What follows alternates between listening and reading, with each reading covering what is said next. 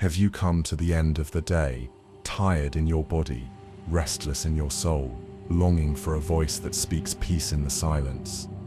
When the world has taken from you more than it gave, when your heart is heavy and your spirit aches, this is where Jesus enters in. This is not just a video. This is a place of rest, a sacred moment between you and God, where the noise fades and the word whispers comfort into the night.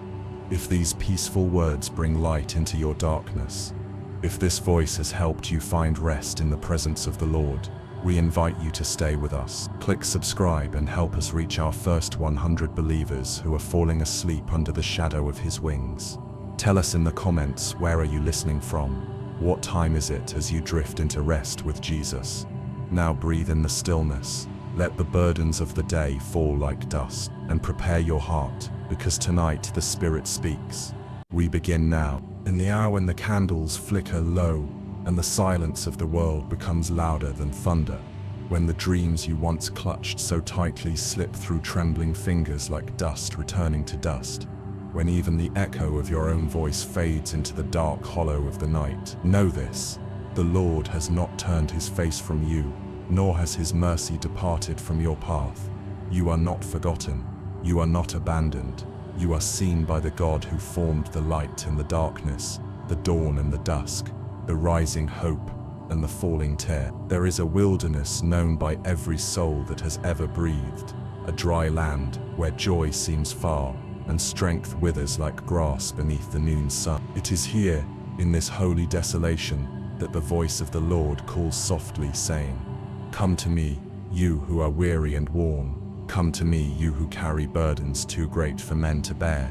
Come to me and I will give you rest." He does not scorn the hollowed heart, nor despise the bruised spirit. He draws near to the broken and gathers the shattered pieces, as a potter collects fragments from the wheel. With hands scarred by love and lips that have spoken galaxies into being, He speaks not judgment over you, but compassion. He speaks not rejection, but invitation.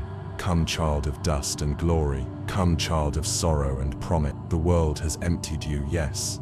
It has drained you of laughter, stripped you of peace, and hollowed your spirit with whispers of shame. But Jesus, the Christ, the Lamb, who was slain before the foundation of the world, waits at the edge of your wilderness. He stands not with arms folded in wrath, but open in welcome. He waits not with sword in hand, but with wounds upon His palms, eternal reminders of how deeply you are loved. When the last of your efforts crumble and the final thread snaps, when you lie face down in the silence and confess, "I have nothing left," the heavens do not mock you, the angels do not turn away, for this is the beginning of sacred truth, that in your nothingness Christ is revealed as everything. In your barrenness, He brings forth rivers. In your silence, He speaks mystery. In your weakness, He pours power from above.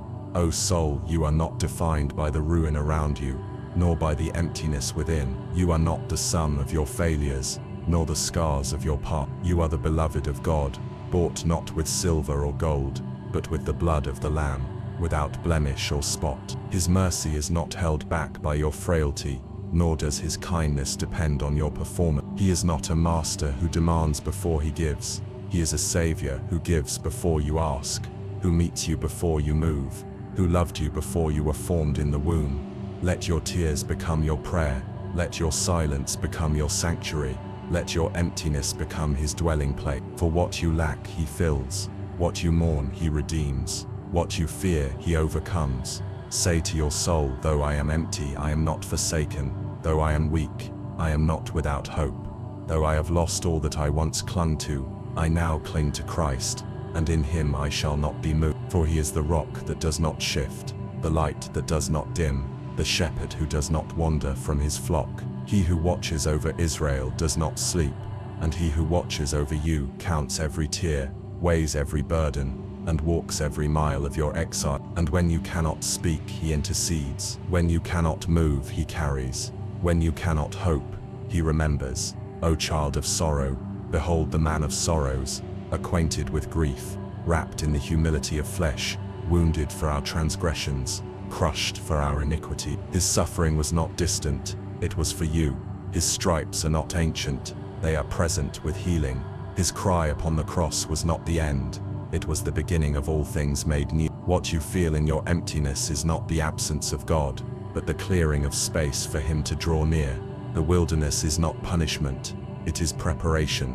The silence is not rejection, it is the breaking is not the end, it is the opening of a vessel that was never meant to carry the weight alone. Look up, child of God, lift your eyes from the ashes. The heavens are not blind to your pain. The throne of grace is not far. The one who holds the stars also holds your heart. The one who commands angels also sends them to guard you. The one who conquered the grave also walks beside you in your shadowed valley. For He does not send comfort from afar, He becomes your comfort. He does not offer peace like the world gives, He Himself is your peace. He does not merely point the way, He becomes the way. When you feel you have no purpose left, no strength to go on, no clarity to see, remember this: He is the vine and you are the branch, and apart from Him, you can do nothing, but with Him, even in your barrenness there is fruit, and even in your silence there is song. Let the wind blow over your dry bones, for the Lord is breathing again. Let the light break through the clouds of your despair, for the Son of Righteousness rises with healing in His wing. Let your spirit drink deeply of the living water that flows from His throne, for He has said, "Whoever drinks of the water I give, will never thirst again." And when the accuser comes, when shame whispers, when fear tightens its grip, when doubt casts shadows on your soul, lift high the banner of the cross. Point to the blood that was shed. Declare to every voice that rises against you, I belong to Jesus, and He is enough. Enough when the cupboards are bare and the bank is empty. Enough when friends vanish and family falters. Enough when the body aches and the mind races. Enough when the tears do not cease and the night does not end. He is enough because He is eternal. Enough because He is holy. Enough because He is love itself, poured out and never withheld. Rest now, child of the Most High. Let your striving cease. Let your mind quiet before Him. Let your fears dissolve in the warmth of His presence. For He is here, not in the thunder, not in the fire, not in the earthquake, but in the still small voice that whispers across your soul, saying, I am with you always, even to the end of the age. Not even death can separate you from the love of God in Christ Jesus. Not famine, nor sword, nor darkness, nor despair, no height, no depth, no guilt, no shame. His love is a fortress, a shield, a strong tower. His mercy is the morning, ever new, and His promises are sure. So lay your burdens down, lay down the lies you believed about yourself. Lay down the shame that clings, lay down the weariness that saps your strength. Lay down every idol, every false hope, every lesser thing that cannot save, and take up His yoke, for it is easy. Take up His peace, for it surpasses understanding. Take up His joy, for it is your strength. And when you rise again, whether with trembling hands or steady feet, walk forward, not in your own might, but in the Spirit who raised Christ from the dead. He now dwells in you, not because you are worthy, but because He is faithful. Not because you earned it, but because He gave it. Not because you held on, but because He never let you go. You were chosen before the stars were placed in the sky. You were called before time began. You were redeemed not with fading riches, but with imperishable love. So even now, as the night lingers, and the silence stretches long, rest in the truth that Jesus is enough, not as a cliche, not as a fleeting thought, but as the deep anchor of your soul. He was enough yesterday, He will be enough tomorrow, and He is enough now.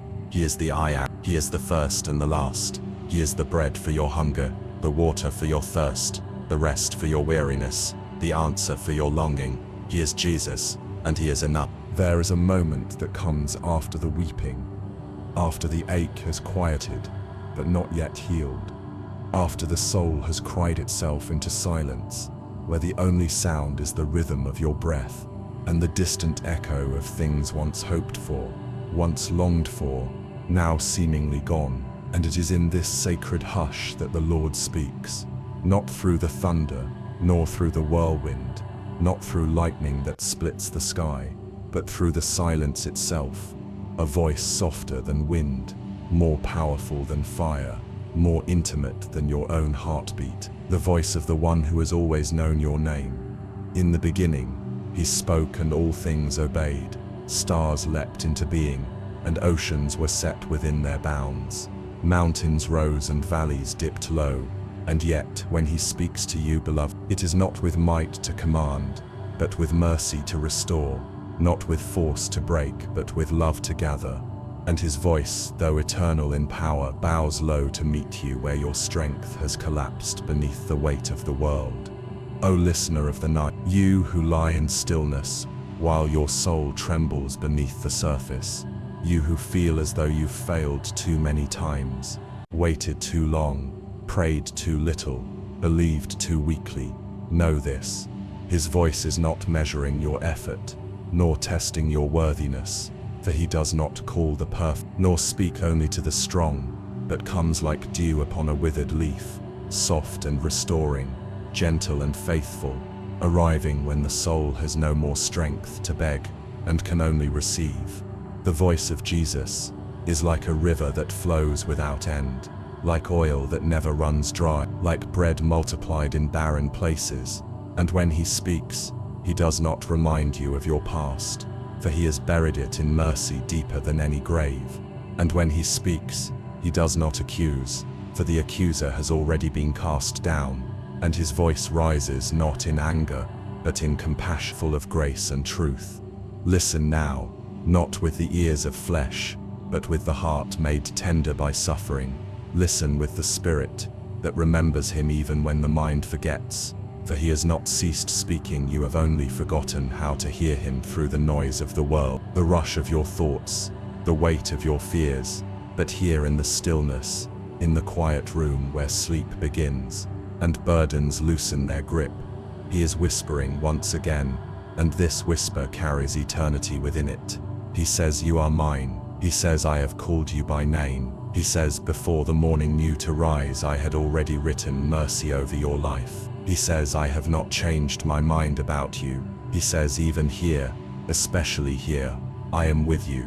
There is a voice above every storm, and it speaks. There is a voice above every lie, and it speaks truth. There is a voice above every memory of shame, and it speaks forgiveness. There is a voice above your doubt, and it speaks faith. Not as a burden you must carry, but as a gift placed gently in your hands, a seed of hope buried in soil that once seemed too dry to yield anything again. He is the God who speaks light into your darkness, not from afar but from within it. And though you may not see him yet, though the night still feels long and the silence deep, he is already here, standing beside you in the quiet, resting his hand upon your weary shoulder, singing over you with a voice no storm can drown, no pain can silence. Do not mistake his quietness for absence.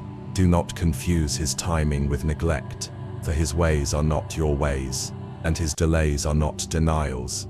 They are divine pauses, sacred silences where your roots grow deeper, and your soul is prepared for what your eyes have not yet seen. He is not late, beloved. He is deliberate. He is not distant.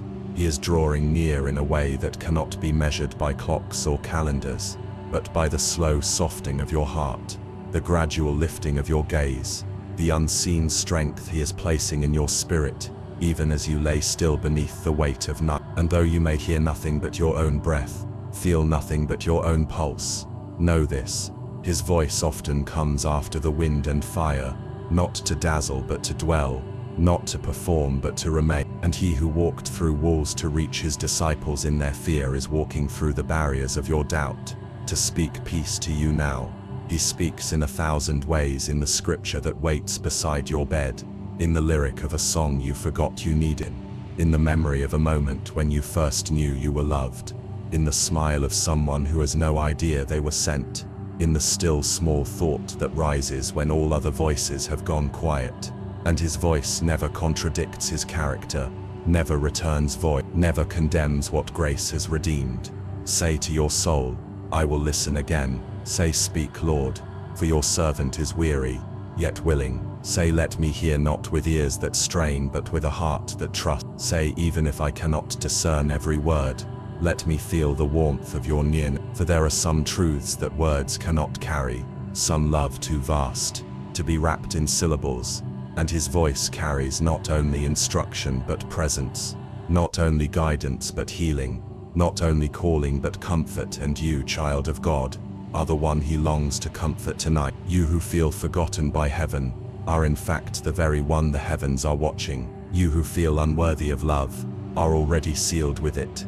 You who think your silence disqualifies you are already being sung over with joy. So let your breathing slow, let your heart receive what your mind cannot comprehend, and know that the silence around you is not empty but holy, filled with the nearness of the one who spoke the world into being, and now chooses to speak tenderly to you. He is whispering identity into the void where self-worth once crumbled. He is speaking promise into the places where fear once ruled. He is writing destiny where despair once shouted. He is restoring joy in the ruins, strength in the ashes, hope in the hollow. And if you do not yet feel it, if you do not yet hear it, then remain still, for the Spirit is not bound by your awareness. He is faithful even when you cannot perceive him, and sometimes his voice is not meant to be understood in a moment but absorbed in the stillness, slowly, deeply, eternal. You may feel as though your prayers have vanished into the ceiling, but the truth is they have risen like incense. They have been gathered in bowls before the throne, and every groan, every sigh, every wordless ache has been translated by the Spirit into language heaven understands, and in return, heaven speaks not always in thunder but in peace. So lie here now, not in fear but in quiet trust. Rest not in the strength of your own faith, but in the faithfulness of the one who calls you beloved. Let every breath be worship. Let every heartbeat be a drum of surrender. Let every moment of silence be filled with the voice of God, even if it speaks without words. For when the Lord speaks, the weary rise, the broken are healed, the anxious are calmed, the lonely are gathered in. His voice brings light, and there is no shadow it cannot reach. His voice brings truth, and there is no lie it cannot silence. His voice brings love, and there is no fear it cannot cast out. He is speaking now, even here, even to you. He says, "Fear not, for I am with you." He says, "I have loved you with an everlasting love." He says, "Though you walk through fire, I will be with you." He says, "Behold, I stand at the door and knock." He says, "I will never leave you nor forsake you." He says, "You are my beloved, and in you I am well pleased." And this voice, once heard, never truly leaves. It lingers in the soul, it echoes through the pain, it carries you through the valley, and reminds you, even as sleep comes to your eyes, that you are not alone. You have never been alone. He was always speaking. You are now learning to hear, and when you awaken, his voice will still be there. He will still be speaking. He will still be enough. There is a moment in every soul's journey when the vessels are empty, when the jars once filled with laughter now echo with silence, when the wine of joy has dried up, and the bread of strength has been broken, and there remains only a trembling hope, faint but flickering, like a flame struggling against the wind. And in that sacred moment of emptiness, when all earthly reserves have run dry, the Lord draws near, not to scold or to measure, but to pour, for he is the God of the unending jar, the unexhausted supply, the oil that does not run dry, even when all that is visible has vanished. O weary soul, you who have come to the edge of what you can carry, you who have stretched your hands toward heaven and found no answer in the timing you expected, you who feel the days slipping like sand through tired fingers, listen and know that the economy of heaven is not governed by your lack, nor is the provision of the Lord hindered by your limits. For his strength is made perfect in weakness, and his abundance begins where your striving ends. And even now, in the house of your need, he is preparing to pour out mercy in ways you could never earn, never predict, never control.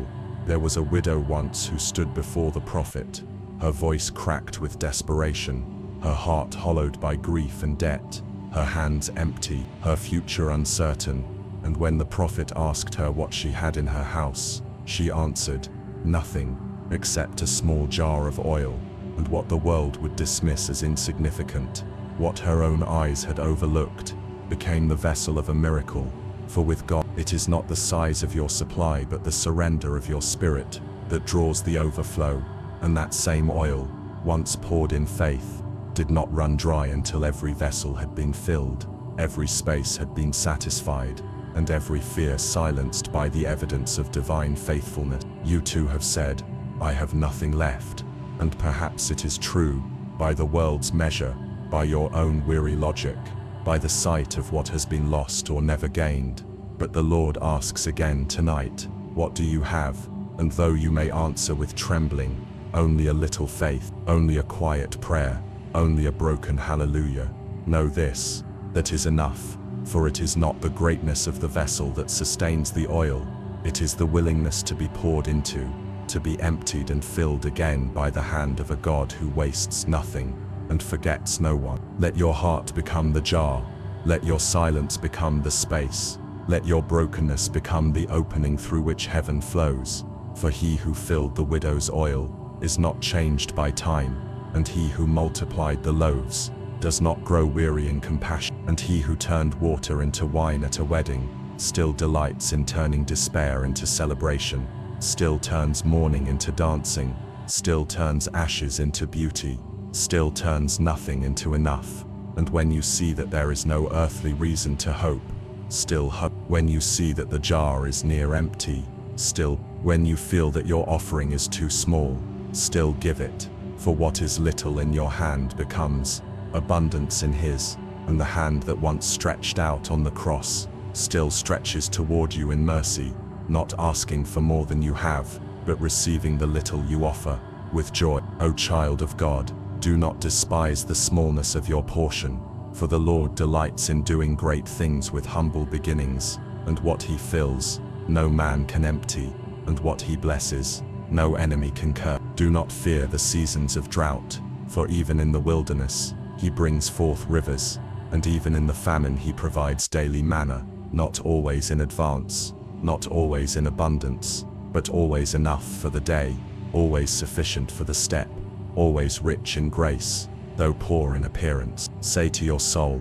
the Lord is my portion, and I shall not want. Say, though my resources fail, his mercy remains. Say, though my plans have collapsed, his promises stand. Say, though my strength is gone, his oil will flow. For this is the secret of those who walk with God in their weakness. They do not wait to be full before they move. They move even in their emptiness, trusting not in what they carry, but in the one who walks beside them, whose presence is provision, whose breath is blessed, whose every word sustains more deeply than bread. Let the oil pour again, not from the vaults of wealth, not from the containers of certainty, but from the soul that surrenders, the spirit that believes, the hands that open in worship, even when they tremble, the voice that sings, even when the melody cracks beneath the weight of sorrow. Let every breath you take tonight be a vessel. Let every heartbeat be a jar. Let every whisper be a space for him to fill. And as you rest beneath the blanket of night, trust that the Lord is not watching you from a distance, but is pouring his goodness like oil upon your weary spirit, anointing you with comfort, covering you with peace, and sealing you with the promise that you are not alone, you are not forsaken, and you are not forgotten. And even now, though your mind may not understand it, your soul is beginning to rise again, not because of your strength, but because his oil is enough. He is the shepherd who anoints your head with oil, and your cup overflows, not with gold, not with riches, but with something far more lasting, his presence, his faithfulness, his unfailing love. He is the priest who lights the lamp of your heart and tends to it through the night. He is the Father who sees what you have left and calls it holy. He is the bridegroom who receives your last drop of devotion and calls it beautiful. And when the world says you are empty, he says you are ready, ready for the miracle, ready for the pouring, ready for the oil that does not run dry. There comes a time in every journey when the skies grow dark and the winds rise without warning, when the waters beneath your feet begin to stir and the heavens above seem sealed in silence, and you realize that no preparation, no planning, no strength of your own can calm the storm that has broken over your life. For this is not a storm of weather, but of spirit, one that shakes the very foundation of who you thought you were, who you hoped you'd become, and what you trusted to carry you through. And when the storm does come, it does not ask permission, nor does it wait for convenience. It crashes through the illusion of control. It tears through the fragile walls built of self-reliance. It rips through the sails of your confidence and leaves you there, in the middle of the chaos, tossed between fear and surrender, asking only one question that echoes louder than the thunder. Lord, are you here with me? O trembling soul, know this. Yes, he is. Yes, he is here in the fury of the waves. Yes, he is here in the roar of the wind. Yes, he is here in the darkness that seems unending. For the God who stilled the storm with a word is still the same yesterday, today, and forever. And though you cannot always see him through the torrent, though the sky hides his face, and the noise drowns his voice, he has never once left your side, never once taken his eyes off of you, never once surrendered you to the waves. He is not the God who watches from the shore, nor the God who sends the storm without a purpose. He is the God who steps into the tempest, who walks upon the sea, who draws near in the hour of greatest fear, and speaks not just to the winds and waves, but to the storm within you, saying, "Peace, be still." You may think the storm is evidence of abandonment, but it is in truth a holy confrontation, a sacred test that reveals what cannot be shaken. And even when everything familiar is stripped away, even when your strength fails and your map is lost, the shelter of his presence remains, sure, steady, and unshakable. He is the hiding place in the chaos, the cleft in the rock where you are shielded from the blast, the strong tower where you run and are safe, the covering beneath which no enemy can pursue, no wave can drown, no night can last forever. And though your heart may cry out in fear, know that fear is not your master, for perfect love casts it out. And this love, this everlasting covenant-keeping, nail-pierced love, is yours in abundance, yours without condition, yours without. Say to your soul, though the waters rise, I will not be overwhelmed. Though the winds howl, I will not be torn apart. Though the storm rages on every side, I will remain under the shelter of his wings. For he is my refuge and my fortress, my God in whom I trust. He has not brought you this far to leave you. He has not led you into the storm to drown you. He has not opened your eyes to his presence just to vanish into the night. He is teaching you, molding you, transforming you in the storm, not to destroy you but to strengthen the faith that cannot be shaken, the trust that does not depend on clear skies, the love that endures beyond emotion, the peace that passes understanding and does not rely on circumstance. For what faith is it that walks only in the sunlight? What trust is it that remains only when the path is clear?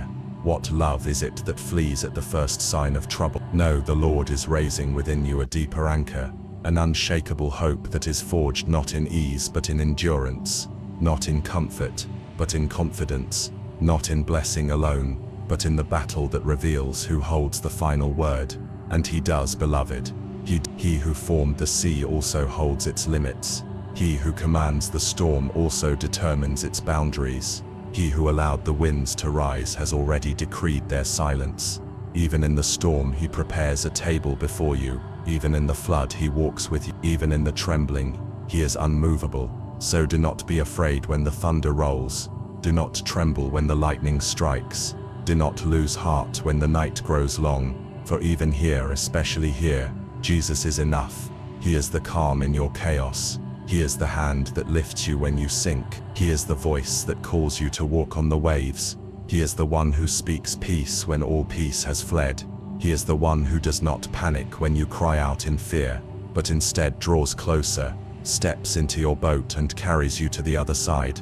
And when you look back on the storm, you will see it not as the place of your destruction, but the place of your encounter, not as the hour of your loss, but the hour of your learning to trust, to listen, to lean on the one whose presence is better than rescue, whose nearness is stronger than the storm itself. So rest now, though the winds may still howl outside your window. Rest, though your mind is weary from battling thoughts that race like waves upon the sea. Rest, for you are not alone in the storm, and the one who is with you does not sleep, does not grow tired, does not forget how to rescue those he loves. His voice still commands the seas, his hand still lifts the weary, His peace still calms the deepest fear. And tonight that peace is yours, not because you earned it, not because you feel it, but because He promised it, and His promises are more certain than the sun that rises, more steadfast than the mountains that stand, more unbreakable than the fiercest wind. Let your heart take shelter not in answers but in His presence.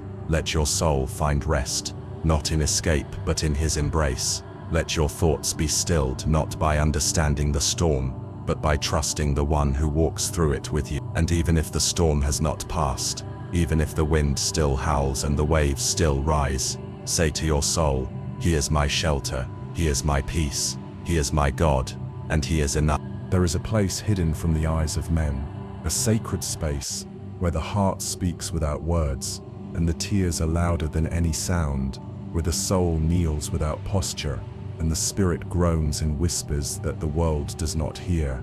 And it is there, in the depth of that hidden place, that the God of eternity bends low and sees you, not the version you present, not the strength you pretend to carry, not the mask shaped by fear or pride or survival, but the true you, the vulnerable you, the bruised and burning you, the you who is weary of performing, weary of pleasing, weary of striving. And He sees you with eyes that do not condemn, but understand, with vision that does not judge, but redeems, with a gaze that does not pass over you, but rests upon you with eternal affection.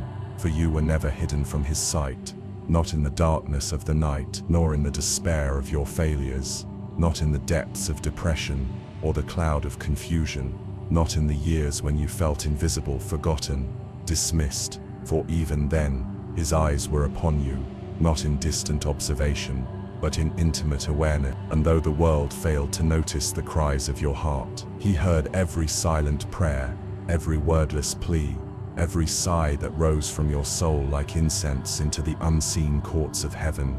O precious soul, you who have loved in secret and received no thanks, you who have labored in silence and carried burdens alone, you who have walked through valleys unseen by others, you who have prayed for others while your own needs remained unmet, know this: the Lord has seen, the Lord has remembered, and the Lord is not unjust that He should forget your work or overlook your pain. And there is no seed sown in faith, no kindness offered in quiet, no tear shed in the secret place that will not be honored, multiplied and redeemed by His hand. For He is the God who sees in secret, who rewards not with applause but with presence, not with fame but with favor, not with fleeting praise but with eternal treasure. And His attention is not drawn by grandeur but by sincerity, not by performance but by purity, not by status but by surrender. He saw Hagar in the wilderness, alone, despised, cast out with her child, her water spent and her hope fading beneath the weight of abandonment.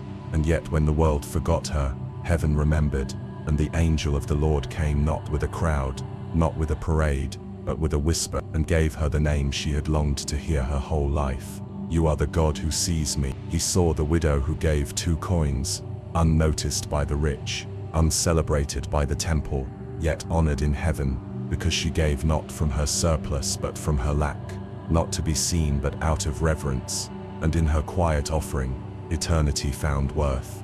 He saw the woman who wept at His feet, pouring perfume with trembling hands, judged by men but embraced by the Messiah, for her worship was not loud but real, not performed but poured out, and her story is still remembered where the gospel is preached, because heaven always honors what earth forgets. And He sees you now, yet even now, as you lie in the stillness, as your thoughts echo within you, as the weariness of your soul presses upon your chest, like a weight too heavy to speak aloud. He sees, and in His seeing, He is not passive, but present, not silent but speaking, not distant but near. He is the God who enters the quiet and turns it into communion, who transforms your unseen struggle into sacred intimacy, who takes the prayers you thought were too weak, too late, too broken, and weaves them into a song of deliverance. Say to your soul, I am not forgotten, I am not overlooked, I am not unseen, for the Lord watches over me by day and by night, and even when no one else knows the path I have walked, He knows every step, every stumble, every sacrifice. And when you feel the loneliness closing in, when it seems no one notices the battle you fight within, remember this: the most powerful moments of God's glory often come in the most private places of surrender. The holiest altars are not always built in churches, but in bedrooms, in hospital rooms, in quiet drives and tear-stained pillows. And the most anointed prayers are often the ones spoken through sobs, through silence, through sighs too deep for words. Let not your heart be troubled by the absence of applause, for you are not laboring for men, but for the Lord, who sees in secret, who rewards in mercy, and who lifts the humble in due time. He has not missed the years of quiet faithfulness, the choices you made in private to honor him when no one was watching, the temptations you resisted in solitude, the bitterness you forgave without recognition, the acts of love you gave with no expectation of return. These are the treasures of the kingdom, not the trophies of man, but the obedience of the heart, not the sound of trumpets, but the rhythm of quiet trust, not the heights of fame, but the depths of devotion. And these he sees you when you rise in the morning, with tired eyes but still say, "Thank you, Lord." He sees you when you fight through fear just to take one step of faith. He sees you when you serve without reward, forgive without being asked, give without being noted. He sees you when you fall and get up again. He sees you when your heart is broken and you still whisper, "I believe." Do not underestimate the power of the unseen, for your Father who sees in secret will reward you openly, not always with what the world values, but with what your soul truly needs. He will reward you with peace that surpasses understanding. He will reward you with strength that sustains through storm. He will reward you with nearness, with revelation, with grace upon grace. And though others may never know the depth of your pain or the cost of your praise, Jesus knows, Jesus understands. Jesus walked the same road. He too was misunderstood. He too was rejected. He too wept, alone in a garden, cried out upon a cross, bore the silence of heaven so that you would never be abandoned in your hour of need. So draw near tonight, not in fear but in confidence, not with perfection, but with honesty, not with strength but with truth. For the Lord is close to the brokenhearted. He saves those crushed in spirit. He treasures what others throw away. He crowns with glory what others call shame. You are not invisible to him. You are not just another voice in the crowd. You are seen, you are known, you are loved. And that love is not based on how loud your worship sounds or how many hear your prayers. It is based on the cross, on the blood that was shed, on the promise that cannot be broken. So let your heart rest tonight. Let your mind be quiet in his presence. Let your spirit be filled with the knowledge that you are never alone. For the God who sees in secret has drawn near again. He is not repelled by your weakness. He is not impatient with your healing. He is not disgusted by your doubt. He is not surprised by your struggle. He is the God who sees, and in his seeing, he stays, and in his staying he heals, and in his healing he restores. So speak to him from the secret place. Whisper what you cannot say aloud. Weep if you must. Be silent if you must. But come, he is already here, and he is enough. There are seasons when your soul grows restless, though your body lies motionless. Seasons when your thoughts race, though your limbs are weary.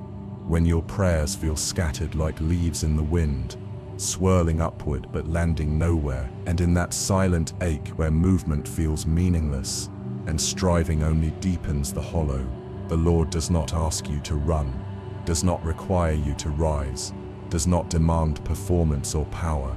He simply reaches into the quiet and holds you still. For there is a stillness that is not weakness, a stillness that is not surrender to despair, but a holy stillness, a sacred calm, an appointed moment when the shepherd of your soul gathers you in his arms and says, "Be still, and know that I am God." And though your flesh may resist the stillness, though the mind may scream to do, fix, to reach, to understand, the spirit deep within knows. Yes, it knows that there is a peace that can only be found in being held, not in being strong, not in proving anything, not in saying the right words or finding the right answers, but simply in resting within the arms that have held the cosmos in place, and yet wrap gently around your frame. O child of dust and light, You who have pressed forward so long you forgot how to rest. You who have striven so hard you forgot how to be still. You who have carried burdens too vast for human shoulders and now feel the weariness deep in your bones. This is the moment when grace does not call you to move, but to be embraced, not to conquer but to be comforted, not to produce but to be present with the one who formed you. And he is not ashamed to hold you, not wearied by your dependence, not frustrated by your fears. He is near to the broken-hearted and saves those crushed in spirit. And his delight is not in the strength of the horse, nor in the legs of man, but in those who hope in his unfailing love, who stop striving and instead cling with open hands and trembling trust to the truth that he is enough. He is not a distant observer watching your pain from the heavens with detached pity. He is Emmanuel, God with us, God beside us, God beneath us, God within us. And when your soul grows still in his presence, you are not defeated, you are restored, for he brings peace not as the world gives, but as heaven gives, peace that steadies, peace that anchors, peace that surpasses understanding, and quiets every voice that has declared you unworthy or unfinished or unseen. Let your mind quiet now, not because you have solved every problem or conquered every fear, but because the one who holds you is trustworthy, because the storm is not greater than the hand that commands the seas, because the silence is not empty when he is in it, because your stillness is not wasted when it is in his arm. Be still, O soul, not because there is nothing to do, but because he has done all that matters. Be still, not because there is no pain, but because he carries what you cannot. Be still, not because you feel peace, but because he is peace. And in this stillness, the voices begin to fade. The voice of the accuser that tells you you failed too many times. The voice of fear that screams your future is lost. The voice of shame that reminds you of every flaw. The voice of comparison that whispers that others are more worthy of blessing. The voice of regret that drags your mind back to wounds long scarred. And in the hush that follows, another voice emerges, deeper, older, truer than all the rest. And it speaks not with urgency but with tenderness, not with condemnation but with comfort. And it says, "You are mine. I have chosen you. I have loved you with an everlasting love." It says, "You are not defined by what you do but by who I am." It says, "You are not held together by your strength, but by my hand." It says, "You are not alone in your stillness. I am with you even here." For he is the one who held Peter above the waves when faith faltered, the one who held John close in the final hour, the one who held the cross when no one else would bear it, the one who holds the keys to death and life, the one who holds all things together by the word of his power. And yet he holds you now, and if you feel like letting go, know this: he will not. If you are too weak to hold on, he is not. If you forget his promises, he remembers. If you lose your way, his hand still finds you. And even in your stillness, he is not idle. He is healing what you cannot see, strengthening what you cannot feel, preparing what you have not yet imagined, and planting seeds of hope that will bloom in due season. Do not confuse silence for absence. Do not mistake stillness for stagnation. Do not believe the lie that nothing is happening just because you cannot see it. For God does his deepest work in the still places, in the womb, in the tomb, in the hidden soil, in the unseen hours of the night, and in the quiet chambers of the heart where no eye but his can see. Say to your soul, "I will not fear the silence, for he speaks in the quiet." Say, "I will not resist the stillness, for he works in the hidden places." Say, "I will not despise this moment of pause, for it is here that he holds me closest." You do not need to prove yourself to him. You do not need to earn your place at his table. You do not need to perform your way into his affection. You only need to be still and know, not just know intellectually, but know deeply, spiritually, inwardly, experientially, that he is God and you are safe in his hands. He is not in a hurry. He is not rushed by your timeline. He is not pressured by your panic. He is the Ancient of Days, and yet he moves at the pace of compassion. You will never rush your healing, never minimize your sorrow, never tire of your presence. He holds you with the patience of eternity and the mercy of heaven. And in that grip there is no shadow of turning, no threat of rejection, no end to the grace he gives. You may not know what comes next. You may not have the energy to try again. You may not even know how to pray tonight, but that is all right. He is holding you.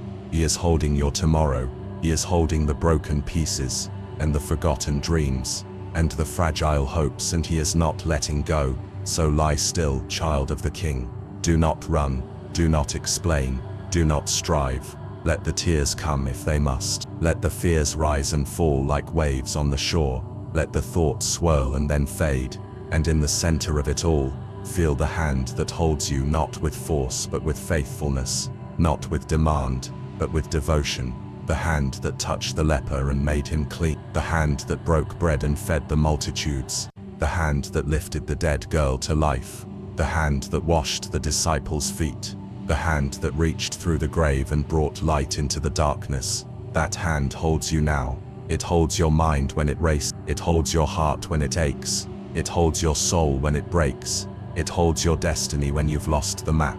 It holds your life when you no longer know what to do with it. So be still, not as surrender to despair but as surrender to love. Be still, not because you have all the answers but because you trust the one who does. Be still, not because the storm has passed, but because he is in your boat. Be still, not because you feel strong but because you know the strength of the one who holds you. And even if the night stretches on, even if sleep does not come quickly, even if the tears rise again and the weariness presses down, let this be your truth, that the Lord your God is with you, that he is mighty to save, that he rejoices over you with gladness, that he quiets you with his love, that he exalts over you with singing. He holds you still, and he is enough. There is a promise that waits at the edge of night, a quiet covenant written not in thunder, but in grace, spoken not in crowds, but in the secret chambers of the soul, that even when you lie down burdened,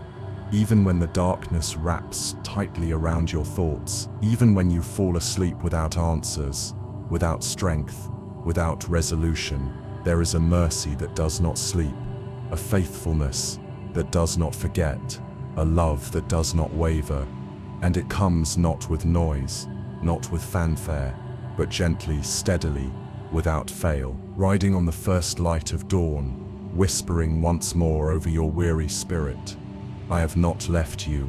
I have not changed my mind about you.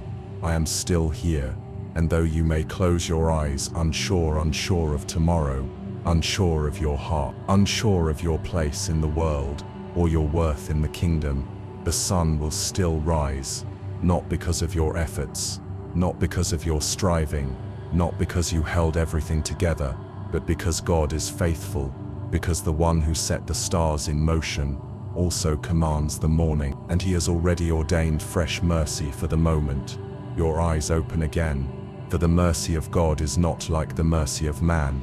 It does not grow thin with repetition, does not resent your returning, does not accuse you of coming empty-handed, yet again, does not require you to earn its arrival, but appears new each morning, like dew upon the grass, like light spilling into shadowed places, like a hand reaching out to lift you before you've even had time to gather your strength.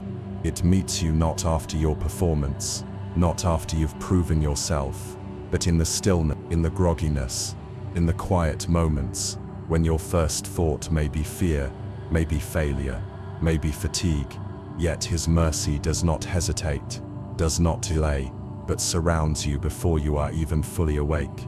For the Lord knows the frame of your soul, and he does not wait for your perfection to offer you his presence. O tired heart, O mind that races even in sleep, O soul that wakes up burdened before the day begins, know this: the mercies of God do not depend on your emotions, your your ability to pray long enough, or believe hard enough. They are anchored in his unchanging nature, and just as the sun has never failed to rise since he commanded it to do so, neither have his compassions ever ceased. For great is his faithfulness, greater than your wonder and ruder than your forgetting, greater than the sum of every sin and every stumble that makes you question whether you are still welcome in his presence. You are still welcome, you are still pursued, still cherished, still beloved by the one whose mercy has no ending, whose compassion has no measure, whose love has no shadow of turning. Let the light of morning not be just the signal of another hard day to endure, but the sign of a fresh beginning. Not because everything has changed, but because mercy has arrived again, because grace has dressed itself in sunrise, and come once more to remind you that you are not alone, not forgotten, not beyond hope. And if your first thought today was dread, if your first breath carried anxiety, if your body rose while your heart remained on the ground, do not be ashamed. Do not despair. Do not believe the lie that you must first feel whole to be received by God. Run to Him even half awake, even confused, even aching, for He does not wait at the finish line, but walks with you from the first step, and His arms are open wide before you. Even stretch out yours. He meets you in the morning not with rebuke, but with kindness. He meets you not with accusation, but with welcome. He meets you not with the weight of yesterday's failures, but with the promise that today is still held in His hands, and that He can do more with a surrendered weakness than the world can do with all its strength. Say to your soul, I will not fear this day, for mercy walks beside me. Say, I will not carry yesterday into today, for grace has drawn a line I need not cross. Say, I will not define this morning by what I feel, but by who God is, and He is faithful. He is faithful to complete what He started. He is faithful to carry you even when you falter. He is faithful to sustain you even when you feel you cannot take another step. He is faithful to love you even when you question your worth, and His mercy does not run out midday. It does not expire with your mistakes. It does not fade when the hours grow long. It remains steady, quiet, sufficient, not always loud, not always felt, but always present, always true. You do not need to earn this mercy. You do not need to chase it. You only need to receive it, to breathe it in like the first light of morning air, to let it wrap around you like a robe of peace, to let it soften the ache within and calm the fear that rises before the world even stirred. And if your life feels like ashes today, know that He is the God who brings beauty from ashes, joy from mourning, praise from despair, and it is in the morning, in the newness, in the fragile hope that barely dares to rise, that He begins to rebuild what the night tried to destroy. So do not despise the smallness of this beginning. Do not curse the fragile light that slips through your window. Do not silence the whisper that says, try again. It is not your voice, it is His. The God of all mercy, the Father of comfort, the shepherd of your soul, the redeemer of your broken places. He is the one who gently nudges you from your hiding, not to expose you, but to restore you, not to shame you, but to clothe you in dignity again. And when you say, I cannot, He says, I will. When you say, I'm tired, He says, I know. When you say, I'm lost, He says, I'm with you. When you say, I'm lost, He says, I'm with you. When you say, I'm failed, He says, I have forgiven you. His mercy meets you not at your strength, but in your surrender, and it does not come only once. It comes again and again, every morning, every breath, every moment you think you've used up your last chance. He arrives again with 1,000 more, because this is who He is. Not a God who hoards compassion, but a God who overflows with it. Not a Savior who tallies your mistakes, but one who paid for every single one and now calls you clean. So rise not in haste, but in peace. Rise not to strive, but to walk slowly with the one who walks with you. Rise not to prove yourself, but to abide in the one who already proved His love. You do not walk into today alone. You walk with mercy. You walk with grace. You walk with Jesus, and He is enough. Even when you feel empty, even when your steps are unsure, even when your faith is flickering, He is steady. He is near. He is everything you cannot be for yourself, and He will walk with you into this day. Just as He walked with you through the night, just as He will walk with you again when this day turns once more into darkness, and another night begins. But before that, pause. Let this morning be holy. Let this breath be sacred. Let this moment of stillness before the world stirs be a temple. Let the presence of God rise like the sun over your heart, and say to yourself, this is the mercy I did not earn. This is the grace I cannot repay.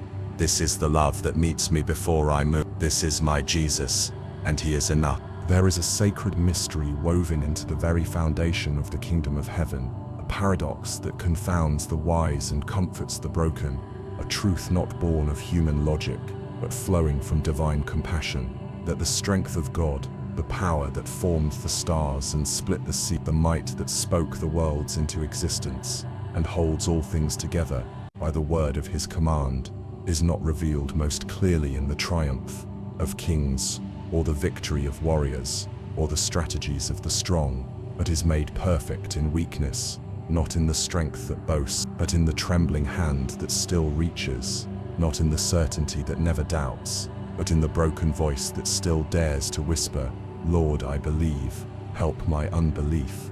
And while the world exalts those who seem whole, who shine with confidence and mastery, the God of heaven walks into the low places, the bruised rooms of the soul, the quiet corners of unseen pain, and says not, "Prove yourself to me," but rather, "Let me be strong in you, not after you've healed, not after you've overcome, but here, right here, in this very place of weakness." O you who are weary from holding yourself together, you who have measured your worth by your victories and despaired over your defeats, you who have tried to stand tall while your knees buckle beneath the unseen weight, this is the place where heaven meets earth, not in perfection, but in surrender, not in achievement, but in honesty, not in what you offer, but in what you let go of. And the Lord is not asking you to climb the mountain today, but to rest at the base and let him carry you upward. For it is not in your striving that you will find him, but in your surrender. It is not in your flawless record, but in your open wound. It is not in your brilliance, but in your brokenness. It is not in your polished prayers, but in your raw silence. And though everything within you may say, "I am too weak to be used," the Lord replies, "You are exactly where I begin." He is not repelled by your lack. He is not disappointed in your limits. He is not embarrassed by your need. He is the God who was born in a stable, who chose the poor in spirit, who touched the leper, who healed the blind, who restored the woman caught in shame, who called the trembling, hiding, uncertain ones to follow him, and who continues to pour his power into vessels that crack and leak, not because he delights in your suffering, but because he delights in your dependence. Say to your soul, "I am not disqualified by my weakness. I am invited because of it." Say, "I am not less in the eyes of heaven because I struggle. I am loved just the same." Say, "The power of Christ rests on me not in spite of my weakness, but because of it." And when the enemy whispers that you are failing, when shame says you are falling behind, when your own heart condemns you for not being enough, remember that your advocate speaks a better word, that the Spirit intercedes for you with groanings too deep for words, that the mercy of God does not require performance, and that Jesus himself is not ashamed to call you his own. Let this truth settle deep into the places where exhaustion lives, that your weakness is not a barrier to grace, it is the door through which grace enters. Let this truth break the lie that says you must be strong to be safe, for safety is not found in your strength, but in his. Let this truth silence the fear that says you are unworthy, for he has already made you worthy by the blood of his Son. And when your legs give way, and your hands fall open, and your soul sinks into the depth, that is not the end of your story. It is the place where divine strength begins to rise, slow and sure, not like a sudden fire, but like a steady river, not with the noise of crowds, but with the stillness of eternity pressing gently into your wounds with healing. His strength does not humiliate, it restores. His strength does not demand, it carries. His strength does not shame, it lifts. And he does not despise the days when all you can do is breathe, when all you can offer is your presence, when all you can say is, "Lord, I need you," for that is enough. And he who formed you from dust knows how fragile you are, and still chooses to dwell in you, still calls you temple, still places his Spirit within you, not as a visitor, but as a resident who has made your heart his home. O soul who has collapsed under the weight of the impossible, who has worn the mask of strength for so long you forgot what your face looks like beneath it. Take heart, your Father knows the truth, and he loves you still. He does not mock the weakness you try to hide. He does not flinch from the questions you're afraid to ask. He does not withdraw when you weep in silence. Instead, he comes closer, He comes not to command you to rise, but to kneel beside you, not to rebuke your slowness, but to match your pace, not to demand answers, but to hold you in the waiting. And when you are too weak to fight, he fights for you. When you are too tired to pray, he prays over you. When you are too broken to hope, he lends you his hope. This is the strength made perfect, not a strength that needs no weakness, but a strength that shines brightest through the cracks, through the frailty, through the quiet endurance of those who keep going even when they have nothing left. Let the world misunderstand you. Let your record be imperfect. Let your performance fall short. None of that changes the truth that Jesus is enough for you, in you, with you. And when you say, I cannot go on, he does not scold, he lifts. When you say, I am empty, he does not accuse, he fills. When you say, I am nothing, he says, I am everything. His strength is not a reward for the strong. It is a gift for the surrendered. It is not a medal for the mighty. It is bread for the hungry. It is not a prize for perfection. It is healing for the hurt. So lean back now, not into your strength, but into his. Lay your burdens down, not at the altar of guilt, but at the feet of grace. Breathe again, not because you have figured it all out, but because he holds the breath in your lungs. This day, this moment, this very breath, he is enough. And even if you do nothing else, even if you simply remain still, even if you rest in silence with your eyes closed and your thoughts clouded, his strength is still holding you. You are not failing. You are not falling apart. You are not too far gone. You are being held, and you are being loved, and you are being healed. This is the strength that does not boast in itself. This is the strength that carries crosses and washes feet. This is the strength that weeps at tombs and breaks bread with the forgotten. This is the strength that kneels in Gethsemane and rises from the grave. This is the strength that chooses you again today. This is the strength made perfect in your weakness.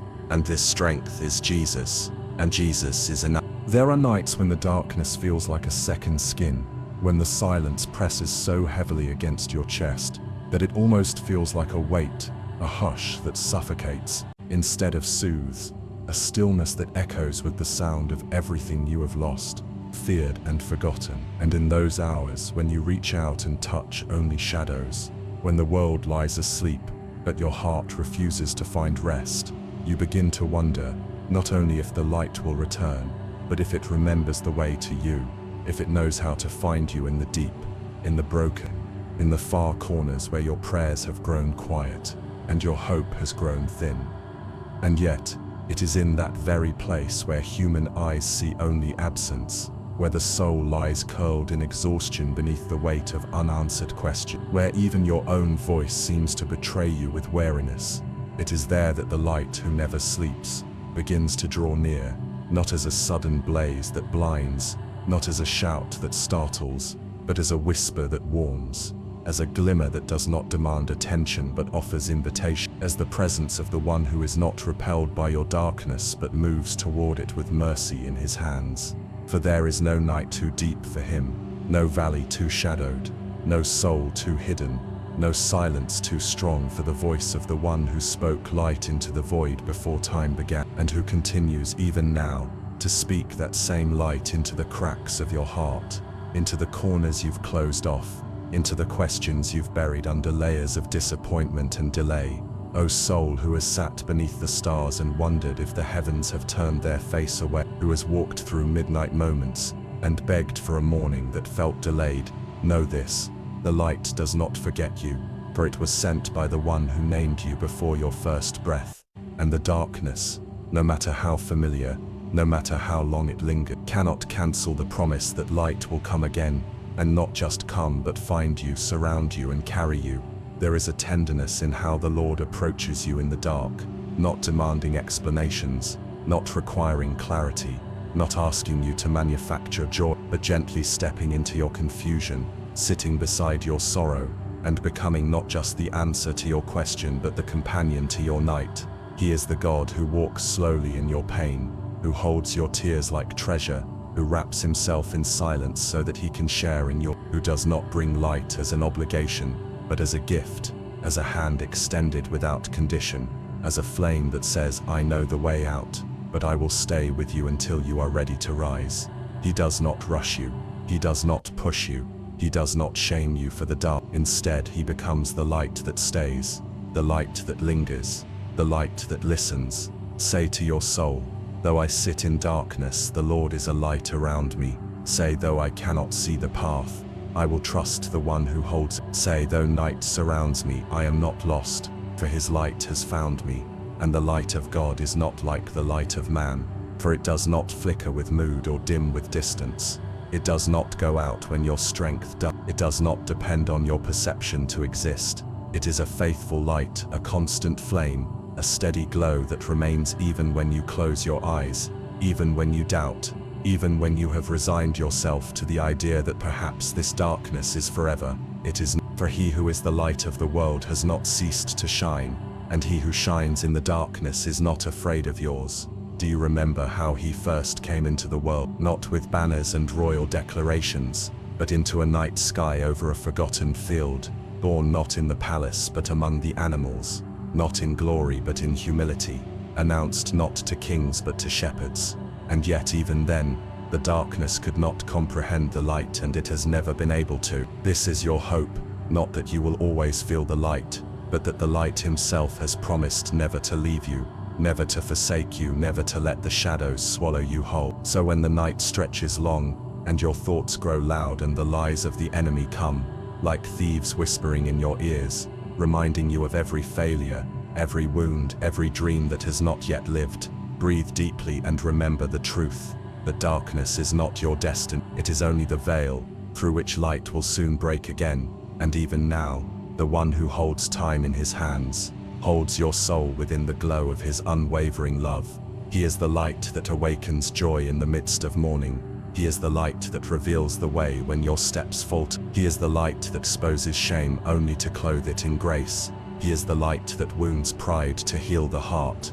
He is the light that does not burn but builds. He is the light that waits for you to believe again. And even when belief feels impossible, when your faith lies dormant, like seeds buried in winter soil, the light remains, not because you kindle it, but because he is faithful to burn even in your absence, faithful to wait even in your wandering, faithful to shine even in your silence. Let the darkness speak no longer of defeat. Let the shadows no longer convince you that you have been abandoned. Let the long night no longer define your identity. You are not the sum of your sorrows. You are not the measure of your mood. You are not the echo of past failure. You are not what the silence says you are. You are seen. You are loved. You are held by the one who is light itself. And that light, though it may seem quiet now, is rising within you. It is not just around you. It is within you. It is the flame that was lit the day he called you. It is the glow that has never gone out, only hidden beneath layers of fear and fatigue and forgetting. Let it rise. Let it breathe again. Let it warm the frozen places. Let it chase the lies into corners where they can no longer dwell. You do not have to fight the dark alone. You do not have to fear the unknown. You do not have to be strong when you can barely stay away. You only need to rest beneath the light of his presence, to let your heart remember that the one who brings morning is also the one who guards the night. And there has never been a moment, not a single breath, when he left you alone in the dark. His light has followed you into every shadow. His love has outlasted every lie. His presence has remained, even when your faith did not.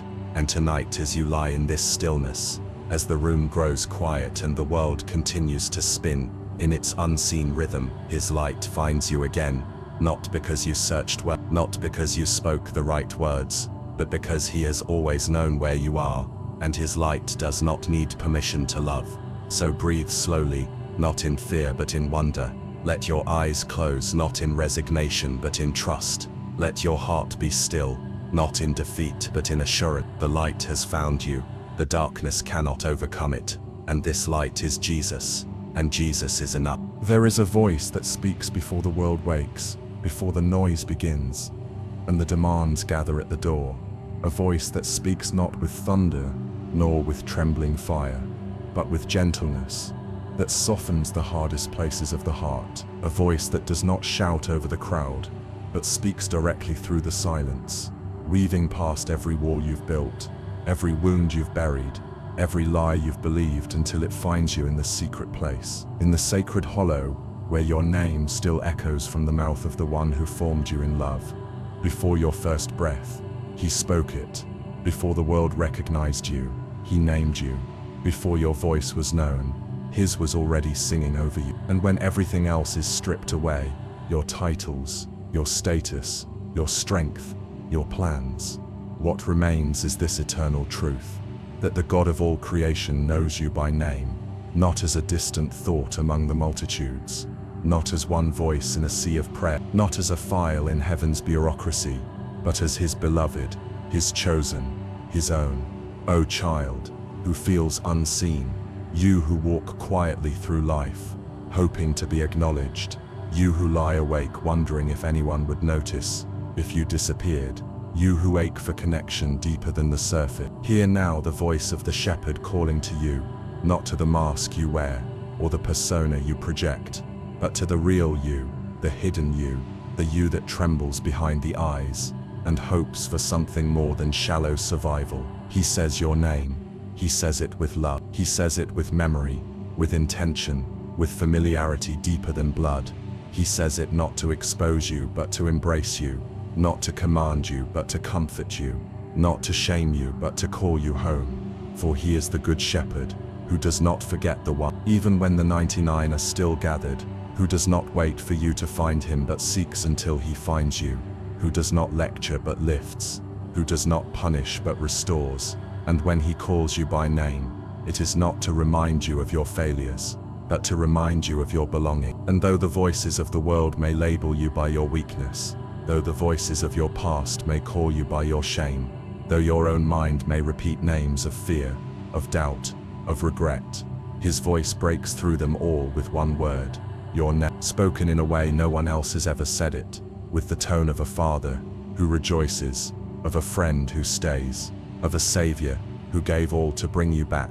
Say to your soul, I am not forgotten, I am not lost in the crowd, I am not one among many, I am known by name. Say, he who hung the stars knows me more intimately than I know myself. He who commands the seas speaks to me in love. He who shaped mountains and galaxies has numbered every hair on my head, every sigh of my heart, every prayer I could not say aloud. And when that voice calls, it does not call you to strive, but to follow. It does not call you to perform, but to come closer. It does not call you to explain yourself, but to rest. It does not call you out of condemnation, but out of love. When Jesus stood at the tomb of Lazarus, he did not say, come out, someone. He said, Lazarus, come forth. For even death cannot silence the power of that voice. And when he calls your name, he is not merely identifying you, he is resurrecting you, calling life out of places that have grown cold and numb, calling hope out of places buried by disappointment, calling truth out of places silenced by fear. And though your heart may be slow to respond, though your wounds may whisper that it is safer to stay hidden, though your shame may try to close the door, his voice remains, patient and unwavering, not calling you to perfection but to presence, not summoning you to a task, but inviting you into his rest. You do not need to be ready, you do not need to be whole, you do not need to be wise or strong or clean, you only need to answer, like Samuel, trembling in the night. You need only say, speak Lord, for your servant is listening, like Mary in the garden, confused by sorrow. You need only hear him say your name, and turn toward the voice that always finds you even in the places where hope once died. Like Peter on the shore, ashamed of his denial, you need only let him say your name again, and restore you with questions not of condemnation but of love. Do you love me? And in your fragile answer, you know that I do. Let him reaffirm not just your worth but your purpose. For every time you believe the lie that you are too far gone, too broken, too inconsistent, too quiet, too late, he calls again. He calls not because you deserve it, but because he has never stopped loving you. He calls not because he is bound by obligation, but because love compels him. He calls not just once, but again and again, with a voice that never tires, a heart that never grows cold, a mercy that never dries up. And that name, he speaks, it is not the name others have used to define you. It is not the label placed on you by wounds or worry. It is not the name given to you by trauma or tradition. It is your true name, spoken in the language of grace, sung in the melody of heaven, written in the book of life, carved into the hands of your Redeemer. Let the sound of his voice drown out every other. Let it silence the inner critic. Let it quiet the noise of the past. Let it wash over the doubts and fears that have grown roots within you. You are not a mistake. You are not too much. You are not too far. You are his, and he calls you by name. Rest now, not in the noise of the world, but in the whisper of the Lord. Rest, not in the assurance of your plans, but in the constancy of his presence. Rest, not in the power of your reputation, but in the truth that the one who matters most already knows your name. And if tomorrow the world forgets you, if the people you trust walk away, if your accomplishments fade like mist in the morning, let this one truth anchor you.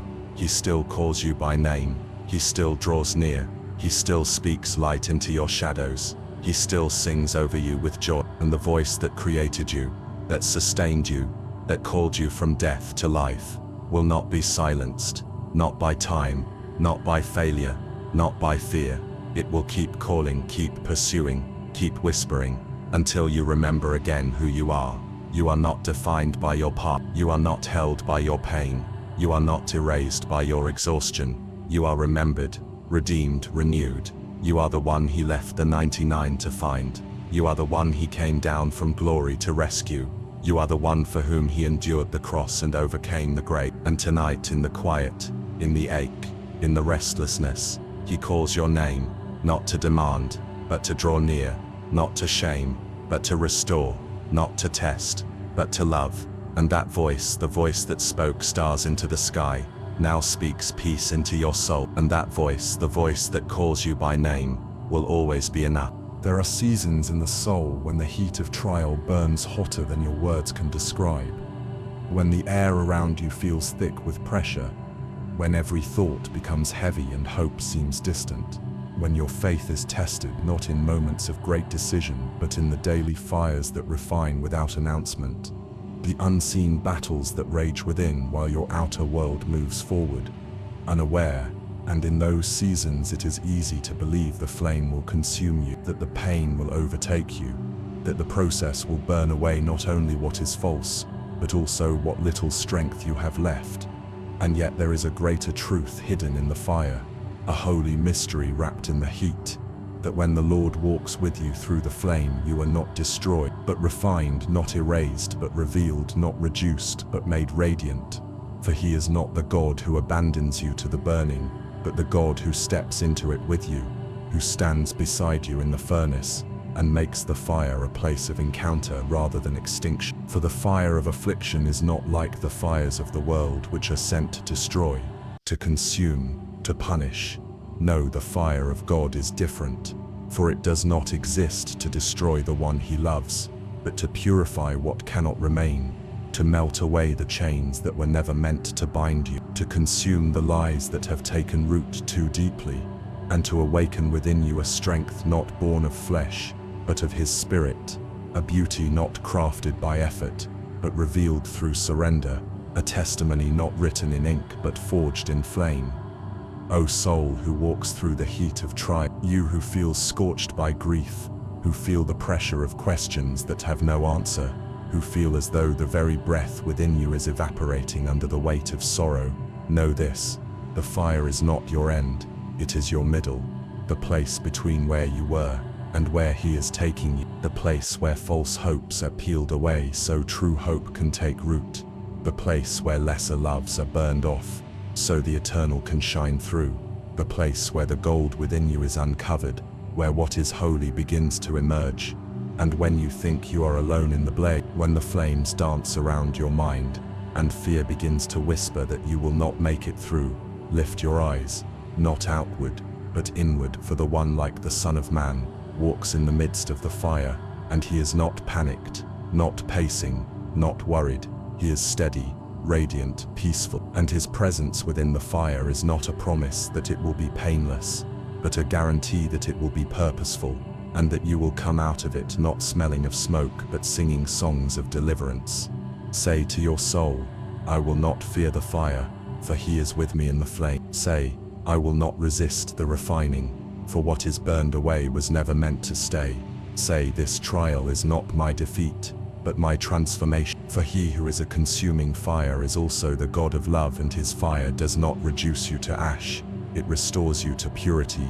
His fire does not erase your identity, it exposes what was always true beneath the dust and fear and weariness that the world has layered upon your spirit. There is no healing without the burning away of infection. There is no freedom without the breaking of chains. There is no renewal without the letting go of what was, and there is no glory without the passage through fire. But take heart, for you are not being burned because you are unloved, but because you are deeply loved, too deeply, for the Father to let you remain in the prison of comfort that hides the deeper life he has for you, too deeply for him to let you settle for the surface when he has called you to the depths, too deeply for him to watch your soul be ruled by fear, bitterness, comparison, or compromise. He is not punishing you, he is purifying you. He is not casting you away, he is calling you closer. He is not breaking you to leave you, he is breaking you to build you again, stronger, softer, more surrendered, more whole. Do not despise the fire, for it is revealing where your trust lies. Do not curse the heat, for it is melting away the idols that cannot save. Do not resist the burn, for it is loosening the grip of things that held you captive for too long. And when you feel yourself growing faint, when your heart begins to shake within your chest, when your prayers sound more like groans than praise, remember the God who met Moses in a bush that burned, and yet was not consumed, the God who spoke not from a throne of ease, but from a flame that could not be extinguished, the God who says even now, this fire will not destroy you, for I am in it with you. He is the same God who walked with Shadrach, Meshach and Abednego, not removing them from the furnace but joining them inside it, so that even the ropes that bound them were burned, but their bodies were preserved, their lives unharmed, their faith made unshakable, and their witness undeniable. And so it is with you, beloved, though the fire rages, though the nights feel long, though the tears fall hot like embers, the one who walks beside you is stronger than the flame, more faithful than the fear, more present than the pain. Let the fire teach you what comfort never could. Let the heat of suffering draw you closer to the heart of the man of sorrows, who was familiar with grief, acquainted with suffering, wounded for your transgression, crushed for your iniquities, and who now walks with you not only in your triumphs, but in your trial, not only in your healing but in your hurting, not only in the peace but in the fire. And this fire, though it tests you, will also free you. It will burn off the lies that you are alone. It will burn off the fear that you are unworthy. It will burn off the shame that you are too broken to be restored. It will burn off the false narratives that your value is in your performance. It will burn off the belief that God is only with you when things go well. And what will remain? Faith refined, love purified, hope ignited, joy reborn, worship deepened, not because you escaped the fire, but because you endured it with the Lord beside you. So breathe deep, child of God, even now, even here. The flame will not have the final word. You will not be consumed. You will not be abandoned. You will not be forgotten in the heat of this hour. The fire is not the end, it is the threshold. The pain is not the conclusion, it is the passage. The burning is not punishment, it is preparation. The heat is not a verdict, it is a refining wind. And the one who walks with you in this fire, the one who guards your life, the one whose eyes are like flame but whose heart is gentleness itself, he is your Redeemer, he is your companion, he is your God, and he is enough. There are moments in life when the war you face is not fought with swords or shields, not waged on distant fields or against visible enemies, but within the sacred battleground of your own soul, a place where thoughts rise like waves and fears strike like arrows, where anxieties build up like walls around your heart, and weariness creeps into the marrow of your bones. And though the world may look upon you and see a composed smile, a quiet face, a steady step, the truth remains that beneath the surface, there rages a battle no eye can see, no voice can fully explain, no hand can lift but one. And it is in that invisible war, in that unseen storm, in that relentless inner resistance, that the peace of God arrives, not like a truce born of exhaustion, not like a temporary breath between burden, but as a fortress built not by human hands, as a holy guard that surrounds your mind and heart with presence deeper than understanding, as a gift not earned but granted, as a covering not demanded but given freely to the child who dares to rest, even while the fight continues. For the peace of God is not passive, it is not the absence of trouble or the silence of circumstance, it is a person, it is Jesus, it is the living presence of the Prince of Peace himself, who steps into the midst of the chaos, who does not wait for the storm to settle before he enters, but who speaks to the storm from within it, who does not run from your fear, but confronts it with love, who does not abandon you to your battle but surrounds you with the weight of his glory and the strength of his nearness, who does not simply wish you well but wages war for your heart by silencing the noise with his whisper, by guarding your vulnerability with his presence, and by declaring over you again and again, "Peace I leave with you, my peace I give to you. Not as the world gives do I give to you. Do not let your hearts be troubled and do not be afraid.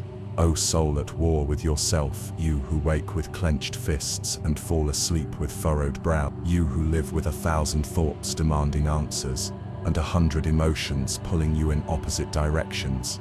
Hear this tonight, not as poetry, not as metaphor, not as wishful thinking, but as sacred truth, that the peace of God is stronger than your turmoil, that the peace of God is not fragile like the world's comfort, but is built to withstand the weight of your pain, that the peace of God does not require explanation or understanding or clarity, but comes when you least expect it, and stays even when you cannot comprehend how or why. It is written that this peace shall guard your heart and mind, and that word guard is not gentle, is not passive, is not weak. It is the posture of a warrior, it is the stance of a protector, it is the holy defense of heaven itself, wrapped around the most fragile places of your soul, not to trap you in fear, but to shelter you in grace, not to hide you from the world, but to make you strong enough to stand within it without being swallowed by it, to remind you that the battle is not yours to win, it is his, and your role is not to perform, not to prove, not to power through, but to abide, to remain, to sit still beneath the shadow of the Almighty, and allow his peace to be your covering, your shield, your sanity, your breath. Say to your soul, though I feel torn, I will not be consumed, for peace guards me like a wall of fire. Say, though I cannot see the end of this battle, I will trust the one who already stands in victory. Say, though the noise surrounds me, his voice is louder, and his peace is deeper. You do not need to feel peaceful to be guarded by peace. You do not need to be calm to be kept. You do not need to understand to be protected. You only need to be held, and you are right now, this very moment. Even in your trembling, even in your doubt, even in your unraveling, the God of peace has not withdrawn his hand. He is not watching from afar, waiting for you to get strong. He is not timing your recovery, expecting perfection. He is not frustrated with your slow progress or your lingering fear. He is near as your breath, as near as the thought that rises before words form. And his nearness is not neutral, it is active, it is mighty, it is peace that confronts what torments you and declares enough. Let this peace be more than an idea. Let it be your refuge when the thoughts attack. Let it be your song when words fail. Let it be the arms that catch you when you fall inward. Let it be the light that surrounds you when you close your eyes tonight. You do not have to have all the answers. You do not need to win the argument in your head. You do not need to silence every fear or resolve every uncertainty. You need only to lean back into the truth that you are guarded, not by your own strength but by his, not by logic but by presence, not by power but by peace. This peace is not found in perfection, but in surrender. It does not come to those who achieve, but to those who yield. It is not the reward of the unshaken, but the refuge of the undone. Let go of the thought that you must fix everything. Lay down the pressure to have it all together. Release the belief that peace only comes after the storm, and instead receive the miracle of the peace that comes in the storm, that arrives like breath, in suffocation, like a whisper in the panic, like stillness in the earthquake, and stays not as a guest, but as the keeper of your soul. The peace of God is not shallow, It is not polite. It is not passive. It is strong enough to hold a collapsing heart. It is wide enough to contain your grief. It is deep enough to anchor you in the unseen. It will guard you when sleep feels impossible. It will guard you when the future feels unbearable. It will guard you when the past comes back like a ghost. It will guard you when your breath shortens, and your thoughts speed up, and your hope feels small. For this peace is not based on your environment. It is based on His throne. This peace does not depend on the quieting of circumstances. It is rooted in the unchanging nature of Jesus. This peace is not manufactured by your efforts. It is gifted by His Spirit, flowing like a river through your battle-worn soul. And when the world says you are not enough, when the fear says you will not survive this season, when your mind says you are falling apart, peace says, I am holding you. Peace says you are safe here. Peace says you are mine. So take a deep breath tonight. Let it rise slowly. Let it fall gently. And let the presence of God be your armor. Let the peace of Christ rule your heart. Let His Spirit breathe calm into every storm, still rumbling within you. For He is not just offering peace, He is peace. He does not give as the world gives. He gives from Himself. He gives in abundance. He gives without reproach. He gives because you are loved, and He is enough. There is a kind of grace that does not rush to the finish line, that does not stand with arms folded in expectation, that does not tap its foot impatiently as you stumble through the long, slow journey of becoming, but instead waits quietly, gently, faithfully, without hurry, without judgment, without disappointment.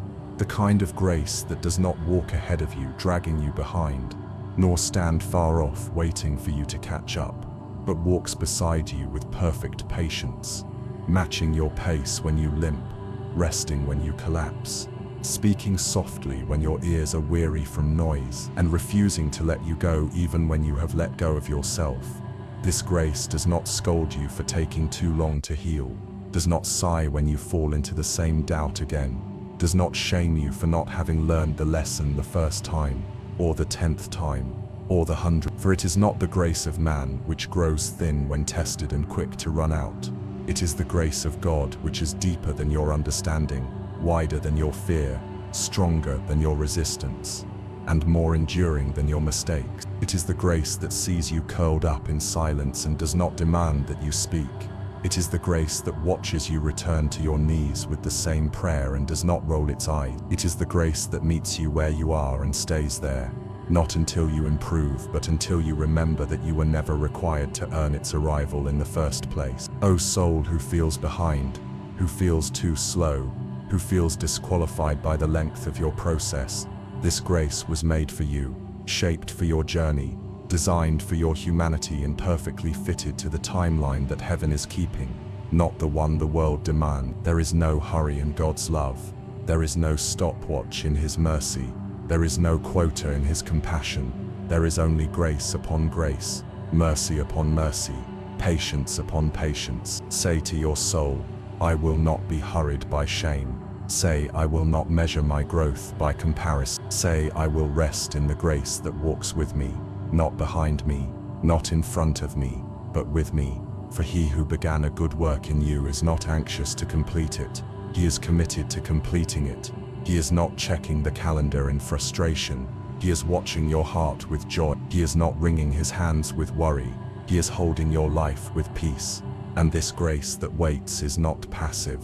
It is not weak. It is not reluctant. It is powerful because it trusts the process the Father has ordained. It is holy because it reflects the character of Christ. It is healing because it gives you the room to breathe, to fall, to rise again, and to believe once more that you are not a disappointment. You are in progress. You are not behind. You are not broken beyond repair. You are not failing. You are growing. You are being shaped by the hands of mercy. You are becoming something eternal. And that becoming does not happen overnight. It does not happen by force. It happens in the waiting. It happens in the quiet.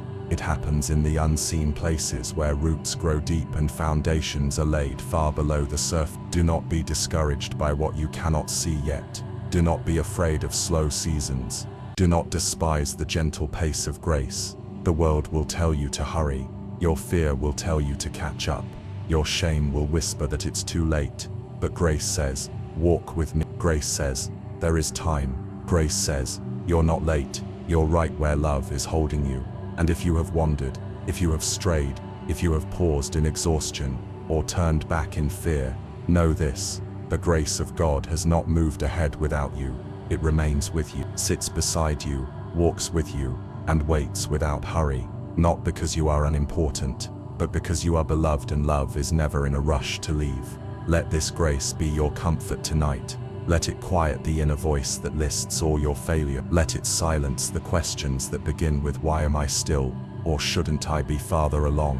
Let it soothe the sore places that have been bruised by pressure and performance. For the grace of God is not a taskmaster. It is not a checklist. It is not a benchmark. It is a hand held out, a whisper in the silence, a stillness that says, I see you, I'm not going anywhere.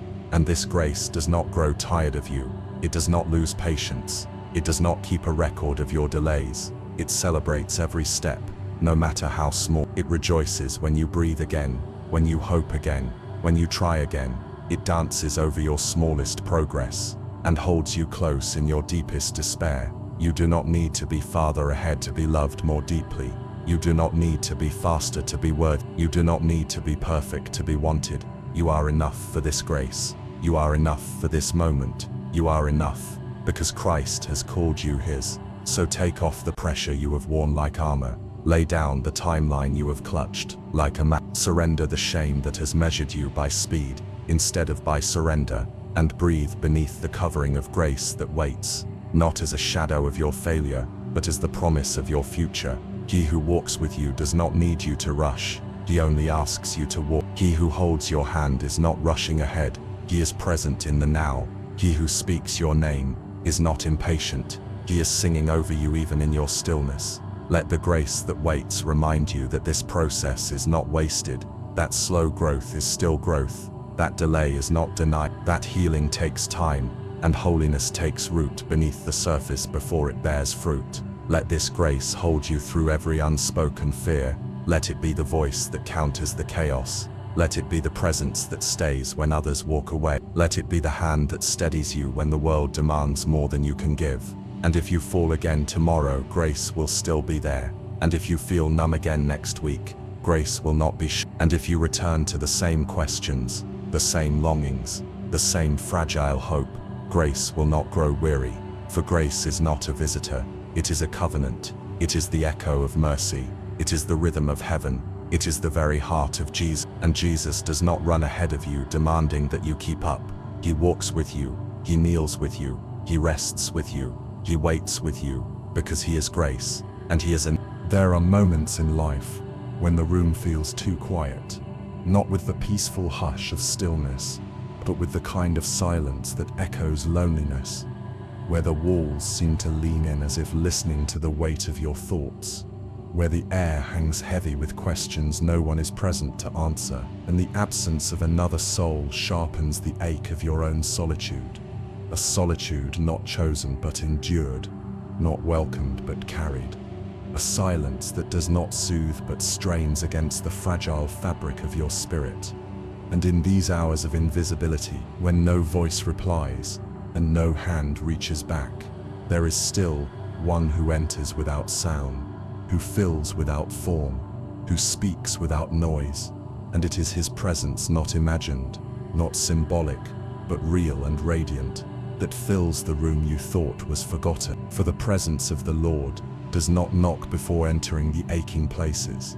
It does not wait for an invitation shaped by words or an atmosphere curated with candles and prayer. It comes as wind through a cracked window, as light across a shadowed floor, as breath into lungs that forgot they were still breathing. And in that silent arrival, in that unspoken nearness, everything begins to shift, not through spectacle, not through visible miracles, but through the undeniable weight of love that lingers when everything else has gone. You who sit in a room too quiet for comfort, you who have stared at your phone wishing someone would remember, you who walk from one corner of your house to another, looking for something to interrupt the loneliness. Know this: you are not alone. not abandoned, not invisible to the one who dwells not only in temples but in tears, not only in cathedrals but in living rooms, not only in corporate worship but in private despair. For the God who shaped the universe is not too grand to enter your emptiness, and he is not waiting for you to rise above it. He meets you within it. This presence is not conjured by ritual, not earned by performance, not summoned by eloquence. It arrives because he is faithful, because he is near to the broken-hearted, because he promised never to leave nor forsake, and because he delights in being close to the humble, the forgotten, the weary, and the ones who are not too proud to whisper, "Jesus, I need you here." Say to your soul, "I may feel alone, but I am not abandoned." Say, "This room may be empty of others, but it is not void of presence." Say, "Where I am right now, the Lord is also." Let this truth rise like incense within the silent air, that no space is too small, no moment too mundane, no hour too isolated for God to inhabit. And when his presence fills the room, it fills more than the air. It fills the heart, it fills the memory, it fills the ache, it fills the gaps where people left and comfort fled, and peace felt like a thing of the past. He is not the God who waits outside your sorrow. He is not the king who must be invited with perfect words. He is the friend who already sits beside you before you know to look. He is the shepherd who finds you when you are lost in your own silence. He is the Father who chooses not only to rule from glory, but to abide in the hidden places of your story. And when you think the room is too quiet to matter, he fills it with the sound of his Spirit. When you believe the silence means you be forgotten, he reminds you that he sings over you with joy. When you wonder if he hears the prayers you can no longer form, he answers them with nearness, not always with words, but always with himself. This presence is not partial. It does not come and go. It does not depend on the atmosphere. It is constant. It is close. It is tender. It does not announce itself with lightning and thunder. It does not demand that you rejoice before it arrives. It does not require music or mood. It comes into the mundane, into the middle of your dinner, into the silence of your late-night kitchen, into the stillness of your quiet drive, into the hallway where no one sees you weep, into the bedroom where the weight of the world meets the thinness of your breath. He is already there, and he has always been, not watching from a distance but dwelling with intention, not inspecting your pain but sharing in it, not evaluating your performance but resting beside your need. And if your mind still says, "But I do not feel him," let your spirit answer back, "Yet he is here." If your emotions scream, "This silence is too loud," let truth whisper, "Even the silence is holy when he is in it." For the presence of the Lord is not a product of how you feel. It is a promise based on who he is. He is Emmanuel, God with us, not God watching, not God judging, not God withholding, God with us, God with you, God in this room, God in this moment. Let the quiet be the sanctuary. Let the absence of noise be the invitation. Let the space others have left behind be the place where he makes himself known. You do not need to pretend. You do not need to clean up the room of your heart before he enters. You do not need to explain why the light has gone dim or why the silence has stayed so long. He knows. He has always known. And still he enters. Still he stays. Still he fills. This is the mystery of his presence, that it chooses the empty place. It chooses the quiet. It chooses the lonely. It chooses the places no one else wants to go. And it does not just visit. It abides. It does not just appear. It remains. It does not just comfort. It transforms. So be still, even if the stillness feels strange. Be honest, even if the honesty feels raw. Be open, even if your heart has been closed for a long time. Let the presence of Jesus fill the space within you and around you. Let him draw near, not because you feel holy but because he is. Let him hold you, not because you are strong, but because he is. Let him stay, not because you deserve it, but because he desires it. You who have nothing left, you who have wept in silence, you who have questioned in the dark, you are the one he comes to. You are the one he chooses. You are the one he does not pass by. He sits with you now. He breathes with you now. He waits with you now. He does not require anything but your presence, and he gives everything in return. The room may remain quiet. The door may not open. The phone may not ring, but this sacred stillness is not void. It is full.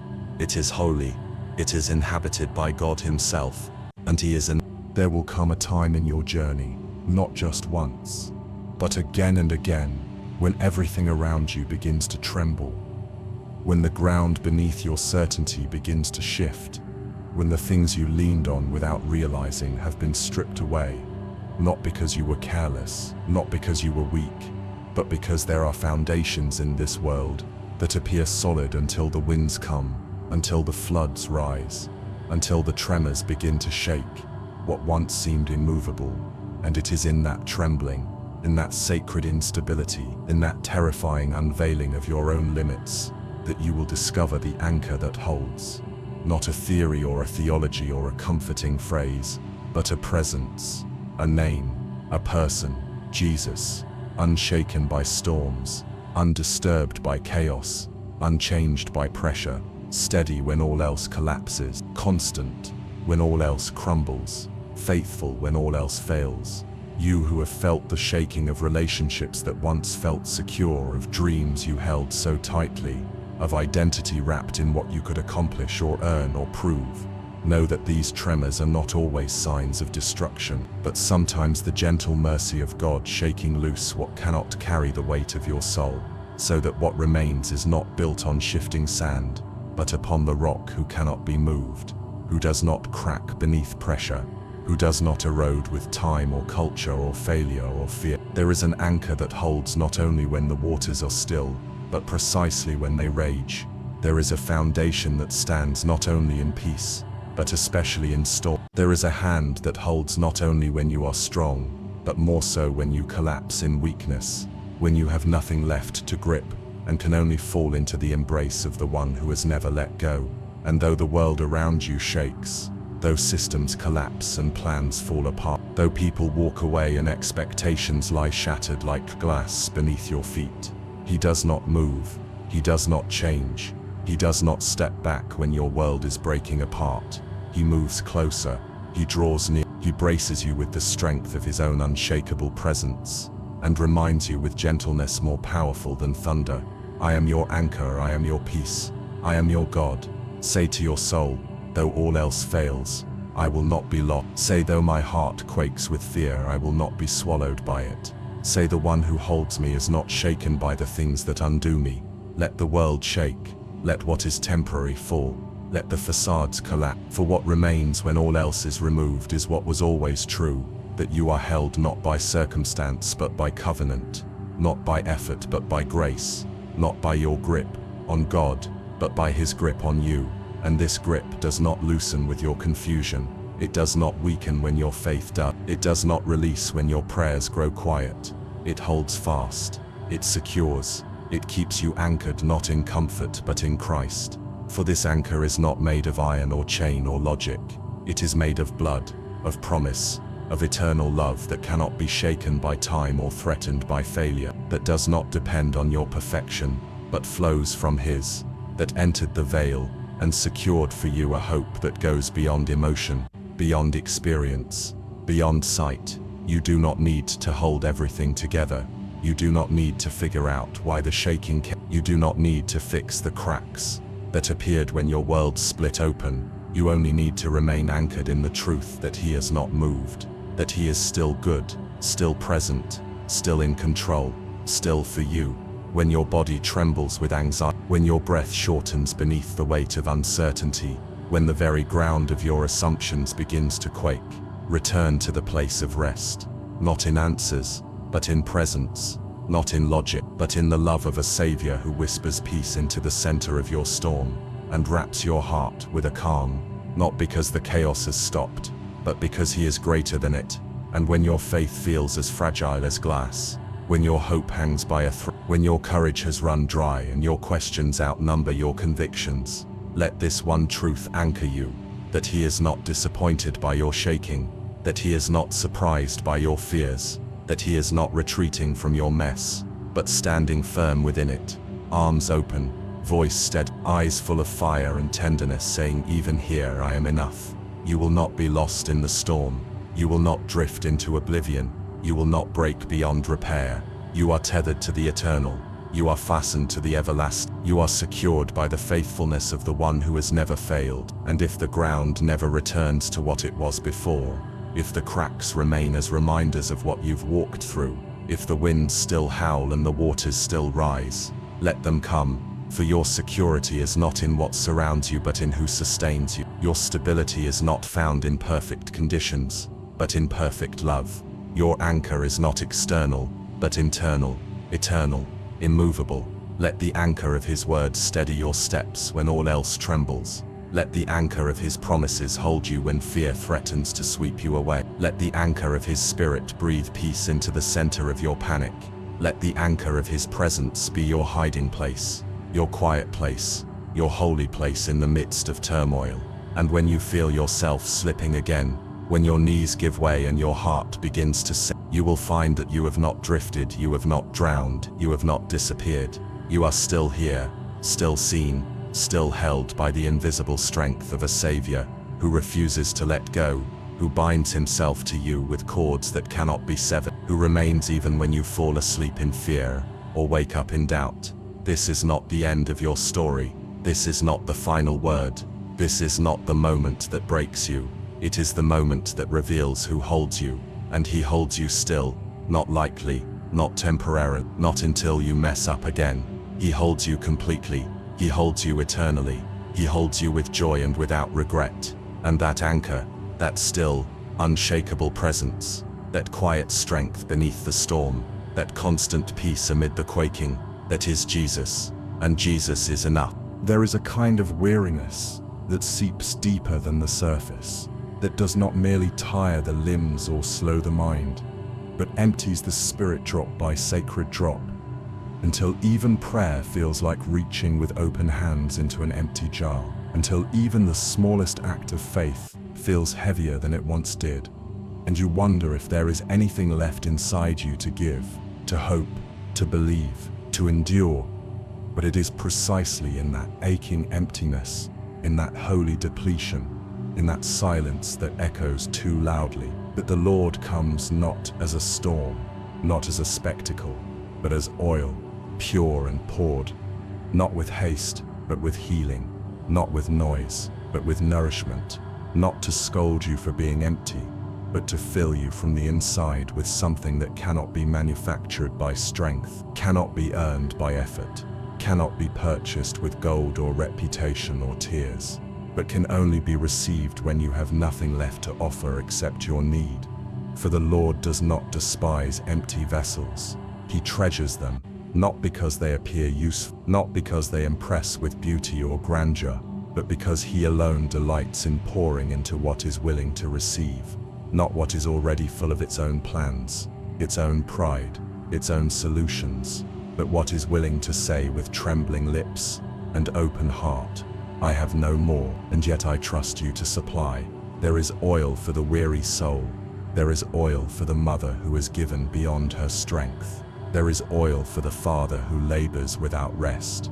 There is oil for the dreamer whose hope has thinned to a thread. There is oil for the silent, suffering, unseen servant who carries more than others know, not because they are strong, not because they have earned it, but because the God who sees in secret provides in secret, replenishes in silence, restores without spectacle. Say to your soul, "Though I am empty, I am not forsaken." Say, "Though I have no oil of my own, the Lord shall supply." Say, "Though my lamp has flickered, He shall not let it go out." For there is a story written in the bones of the faith, passed down from the widow in Zarephath, who, facing the last of her flour and oil, made room for a prophet's request, not knowing that obedience would unlock the miraculous, that her act of surrender would be answered not with more effort, but with a jar that did not run out and a jug that did not grow dry. Because the God who asks is also the God who provides, and the God who calls you to pour what little you have is the God who causes it to multiply, not in front of crowd, but behind closed doors where you wonder if He sees you at all. This oil is not loud, it is not flashy, It does not always come in the way you expect, but it flows quietly, steadily, faithfully, into every part of you that thought it could no longer be used, into every corner of your heart that had closed itself off from hope, into every vessel marked by past failure, disappointment, and shame. He is not asking you to produce oil. He is asking you to be willing to be filled. Let your jar be empty. Let your pride be silent. Let your striving cease. And let the Spirit of the living God pour into you again, not with the pressure of performance, but with the promise of His sufficiency. You are not expected to run on fumes. You are not required to burn yourself to light others' paths. You are not created to live forever, near depletion. You were made to be filled, to be refreshed, to overflow, not by your own hand, but by the faithful presence of the one who gives and gives and gives again. And when the world says you must hustle harder, when your mind says you must push through, when your guilt tells you that rest is weakness, let His oil quiet those voices with the deeper truth that He is not glorified by your exhaustion. He is not honored by your emptiness. He is not moved by how much you can endure before you break. He is moved by your surrender. He is moved by your stillness. He is moved by your willingness to admit you need Him. And He comes, not as a demand but as oil, not as a taskmaster, but as a healer, not as a weight, but as a balm. This oil does not run dry, not because you have preserved it, not because you have protected it, but because He is its source, and the source never fails, the well never empties, the reservoir never diminishes, because the one who anoints your head with oil is the shepherd, who lays down his life, the high priest, who carries your burdens, the king who invites you to sit at his table even when your hands are trembling, even when your faith is flickering, even when your heart is hollow. Let Him pour again. Let Him fill the cracks and call it holy. Let Him restore your soul not with fire but with oil. Let Him remind you that you do not need to impress Him to be worthy of renewal. And even now, even in this moment, as your shoulders slump under the weight of another long day, as your breath slows and your mind wanders towards sleep, let the oil of His presence wash over your spirit. Let it soften what has grown hard. Let it soothe what has burned. Let it loosen the grip of all the things you thought you had to carry alone. You are not a machine. You are not a tool. You are not a resource to be used and discarded. You are a vessel, a beloved jar of clay, fragile, yes, but not forgotten, cracked, yes, but still chosen, empty, yes, but being filled. The oil that flows from heaven does not depend on your qualification. It does not dry up when you feel disqualified. It does not stop because others overlook you. It flows, and it will continue to flow, and as it flows you will rise again, not in striving but in surrender, not in perfection but in peace, not in pressure but in promise. And when you wake, when the dawn stretches its fingers across your window, when the world calls again for your energy, your time, your yes, you will not rise in your own strength. You will rise in the strength of the one who fills you. You will not burn out. You will not break down. You will not run dry, because the oil that sustains you is not your own. It is the oil of His Spirit. It is the oil of joy instead of mourning.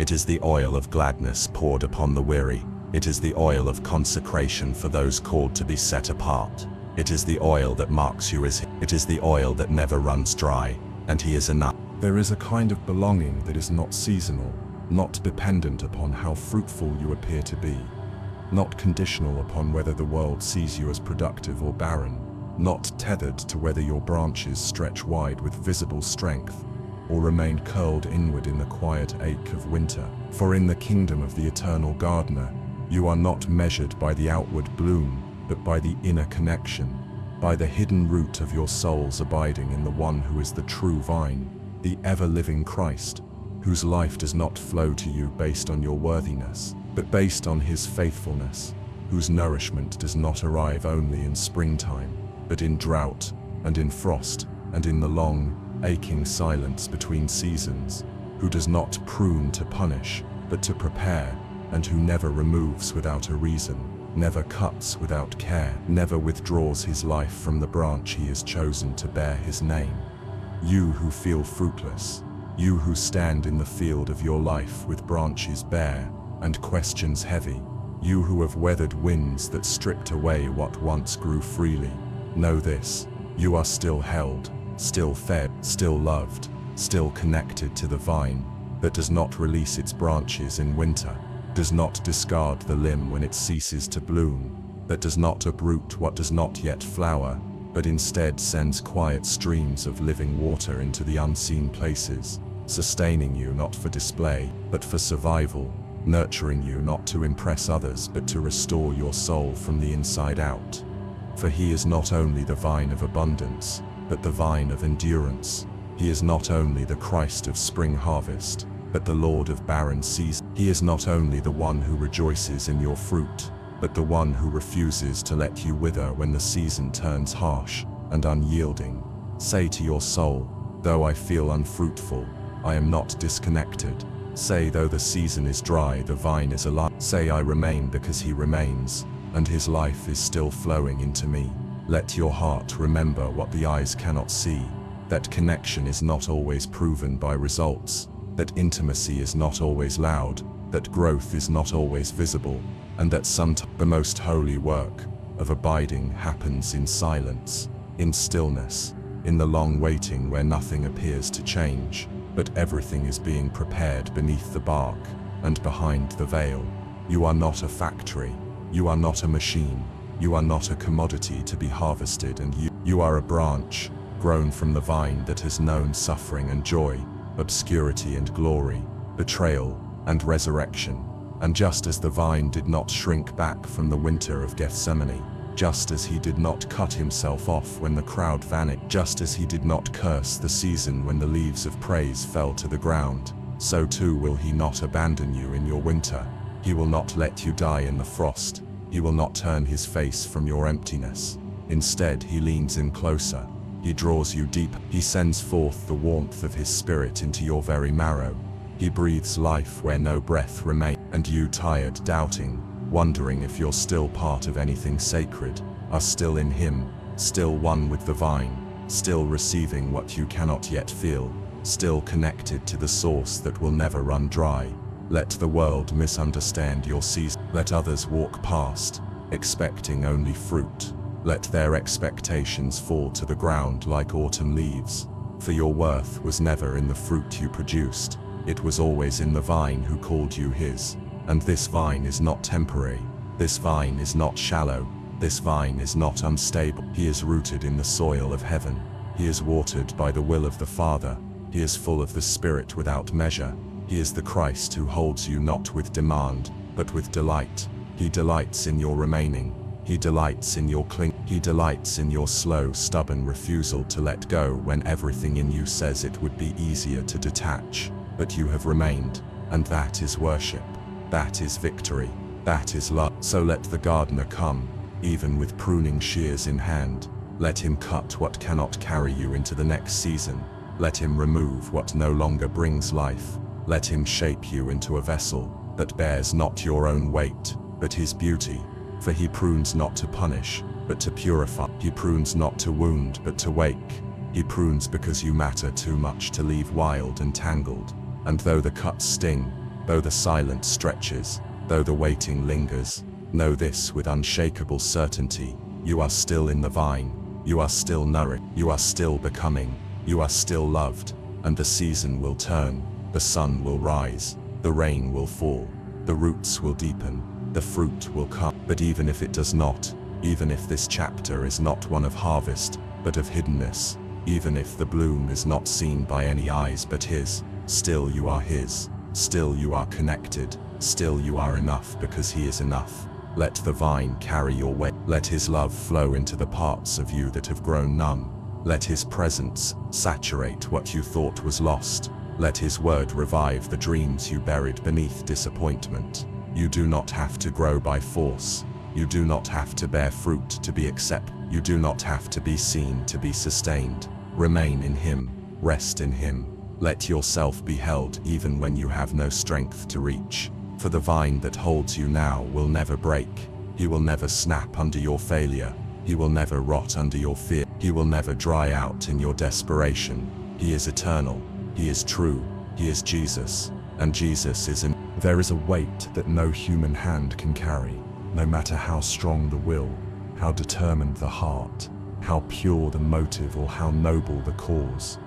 A weight that presses down not only on shoulders but upon the soul, a burden invisible to the watching world, yet loud in the silence of night, an ache that grows not because of weakness, but because the world was never made to carry its own grief without a savior, its own guilt without redemption, its own sorrow without a shepherd. And in the center of that unbearable heaviness stands a lamb, not weak, not fragile, not powerless, but gloriously gentle and utterly sufficient. A lamb who bore the cross before we could form the words to ask for mercy. A lamb who took our iniquity before we knew we were lost. A lamb who stepped forward into the weight we could not lift and declared with finality and love, "It is finished." You who have tried to hold it all together, the expectations, the regrets, the responsibilities too great for your frame. You who have smiled through clenched teeth and prayed through gritted silence. Who have sat in the dark and wondered if strength would return, if hope would rise, if your trembling would ever still. You are not alone in your weariness, and more than that, you are not expected to be the one who carries what was never yours to carry alone. For the Lamb of God, spotless and slain, risen and reigning, did not simply come to inspire you with courage.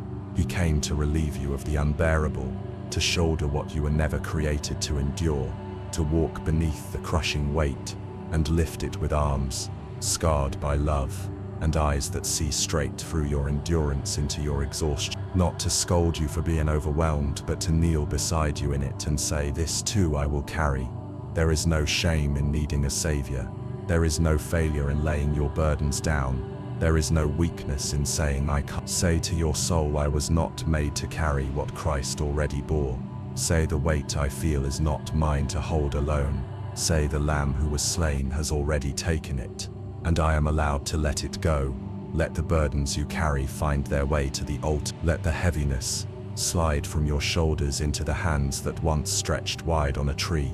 Let the guilt that has clawed at your memory fall into the ocean of mercy that flows from his side. Let the grief you've buried be lifted by the one who wept outside the tomb and called death by name and silenced it forever with a whisper.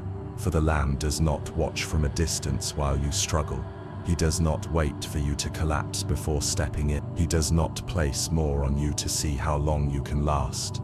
He has already carried it. Every shame, every loss, every failure, every burden of expectation that others have wrapped around your identity, every sin that threatened to define your future, every silence that left you aching, every moment you wished someone would see how tired you are beneath it all. He has carried it. He is carrying it. And he will continue to carry it, until the day he wipes every tear from every eye and breaks the curse of sorrow with final and eternal joy. You are not meant to perform your way through pain.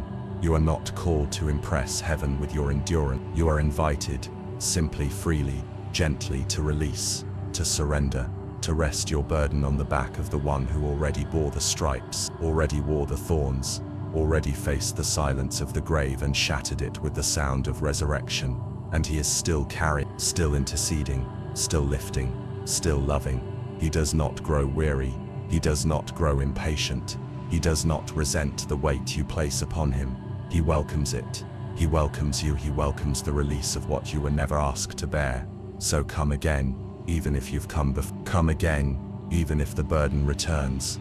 Come again, even if you doubt it will ever lift for good. Each time he will lift it. Each time he will carry you. Each time he will meet you with the gentleness of a lamb and the strength of a king. Let his shoulders carry your regret. Let his chest receive your sorrow. Let his hands cradle your failures. Let his grace absorb the pain you cannot name. And when you feel the heaviness lessen, when the ache begins to breathe, when the silence starts to hum with hope, you will know, not because your circumstances changed, but because you have encountered the Lamb again. And in his presence the burden always breaks. He carries what you cannot, not because you are too small, but because he is infinitely enough. He lifts what you cannot bear, not because he pities you, but because he loves you. He takes it not in part but in full. He bears it not for a moment, but forever. And when you forget and try again to carry it yourself, he does not grow tired of reminding you, does not shame you for remembering too late, does not walk away in frustration. He simply opens his arms again and whispers the same truth that was spoken from the beginning. Come to me, all who are weary and heavy laden, and I will give you rest. This lamb who carries what you can't is not a metaphor. He is not a symbol. He is not a poetic image. He is the living, breathing, risen Christ, fully God, fully man, fully aware of your every burden, fully present in your pain, fully invested in your wholeness, fully committed to your healing, and fully willing to carry it all because he is enough. There are places in the soul's journey where the path descends into shadows, not the kind that flicker gently at dusk, nor the kind that pass with the turning of the hour, but the deep shadows of the valley, that hollowed ground between what was and what will be, between the mountain of joy you once knew and the promise you cannot yet see, a terrain of silence and mystery and slow, uncertain steps, where voices echo back as questions, where prayers seem swallowed by the dark, and the only sound is the beat of your heart, wondering if you have been forgotten, wondering if the shepherd still leads, wondering if you will ever rise again to where light warms your face and hope feels like air. You who walk through this valley, you who feel the press of sorrow like mist that will not lift, you who have tried to climb only to find the slope slides beneath you, you who rest because you can no longer move, you are not alone in this low place. For the shepherd who once called you to green pastures and still waters does not abandon you in the valley. He descends with you, matches your steps, shortens his stride to walk beside you, whispers in the darkness so your ears learn to trust more than your eyes, leads you not with speed but with presence, not with pressure but with promise, not with explanations but with an unwavering peace that defies the terrain. Say to your soul, though I walk through the valley, I am not walking alone. Say, the darkness is not a sign of his absence, but the place where his closeness is most felt. Say, even here, his rod and his staff are near to comfort me. Let the valley teach you what the mountain never could, that light is not merely what warms the face, but what burns steadfast in the chest, that peace is not the absence of trouble, but the presence of one who knows every contour of the valley because he has walked it before, not beside you but before you, not just for your comfort, but for your redemption. And there is a light, not of your making, not of your striving, not from within yourself, but from the one who is himself the light. And though you may not yet see it, it waits at the end of this valley, not just as a destination, but as a promise, a certainty wrapped in love, a morning that will not be delayed, a sunrise that was written into your story before you ever knew what it meant to walk through darkness. This light does not flicker, this light does not forget, this light does not grow dim when you despair. It waits, not impatiently, not passively, but faithfully. It waits with arms open wide, it waits with healing in its beams. It waits not just to be seen but to embrace, to restore, to lift you gently from the dust and say, you made it, not by your strength but because I kept you. He is not just the light of the world, he is the light of your valley. He is the glow that never extinguishes. He is the lamp that does not fail in the rain. He is the flame that sings even in the wind. And though the journey feels endless, though the valley curves and the shadows grow long, each step you take brings you closer to the light that has never stopped shining, even when your eyes closed, even when your heart broke, even when your will collapsed. It remained faithful and unyielding, because his love is not a candle that burns down with time, but a sun that rises with every mercy, a dawn that holds no shadow, a brightness that knows your name. Let the valley teach you to listen. Let it teach you to feel the closeness of the shepherd. Let it remove every illusion that you are the one who must keep yourself alive. For you are carried more than you know. You are led when you think you are wandering. You are protected when you feel most exposed. You are loved when you feel most unworthy. And if your tears blur your vision, if the pain distorts your faith, if the silence makes you question whether the shepherd still speaks, let this truth hold you, that the light has not left, that the dawn is already moving, that the horizon will soon break open with color, and you will remember how you were not abandoned, how you were not lost, how even in your stumbling, he guided your every step. There is a grace that grows only in the valley, a tenderness that is born only through trial, a faith that is forged only in fire, a love that is proven only in the silence. And he is not afraid of your question. He is not disappointed by your weariness. He is not ashamed of your slow progress. He is here, in every sigh, in every pause, in every breathless step. He is the shepherd who does not rush. He is the Father who walks at your pace. He is the Savior who descends before he lifts. And the light, that holy, undying, unfailing light, is waiting, is shining, is rising, even now, even here, even for you. Because he is not just the God of the mountaintop. He is not just the King of the victory. He is not just the author of the beginning. He is the light that waits at the end of the valley, and he is enough. There is a glory that the world cannot recognize, a beauty not formed by gold nor adorned with jewels, a crown not cast by human hands, nor placed upon the heads of those who impress kings and kingdoms, but a crown woven in heaven's mercy, sealed in divine fire, born in the secret places of suffering and steadfast love, a crown that rests not upon the proud or the powerful, but upon the quiet brow of the one who endured, who trusted, who remained faithful when there was nothing left but faith itself, a crown promised to the weary, to the wounded, to the ones whose hands have trembled in prayer and whose eyes have burned with tears of endurance, a crown that cannot tarnish, cannot be stolen, cannot be taken by man or demon, or time itself, for it is written not in temporary reward, but in eternal inheritance, inscribed upon the pages of heaven with the ink of Christ's own blood, declared before angels and saints, that the one who clung to Jesus, even in the absence of answers, has overcome. You who have been emptied, who have laid down everything and still found yourself with nothing. You who have loved and lost, hoped and been hurt, served and been unseen. You who have felt forgotten by men, and even at times by heaven. Lift up your eyes now, not toward the applause of the world, but toward the throne of grace, toward the Lamb who was slain, and now lives forever, toward the one who calls your name, not as a number or a servant or a tool, but as his own, his beloved, his joy, for he is not ashamed to place upon your soul what cannot be earned and cannot be removed, the crown of righteousness, the crown of life, the crown of the one who belongs to him forever and without shame.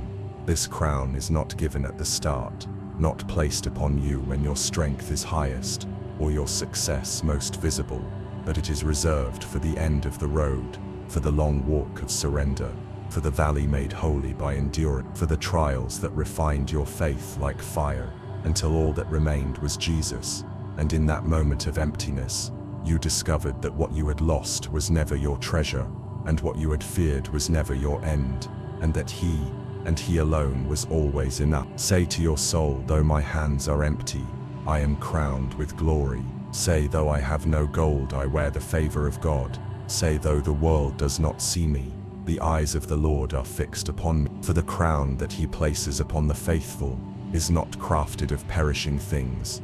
It is not won by competition, nor purchased by wealth. It is not reserved for the eloquent, the beautiful, or the admired. It is given to the one who kneels, to the one who endures, to the one who remains. And it rests not only upon the head in heaven, but upon the identity even now. You wear it when you choose love over resentment, when you bless rather than curse, when you whisper worship in the shadows, when you rise again after falling, not because you are proud, but because grace has lifted you, and you refuse to let go of the one who never let go of you. This is not a crown that comes with ease. It is not forged in comfort. It is not birthed in applause. It is born in surrender. It is formed in silence.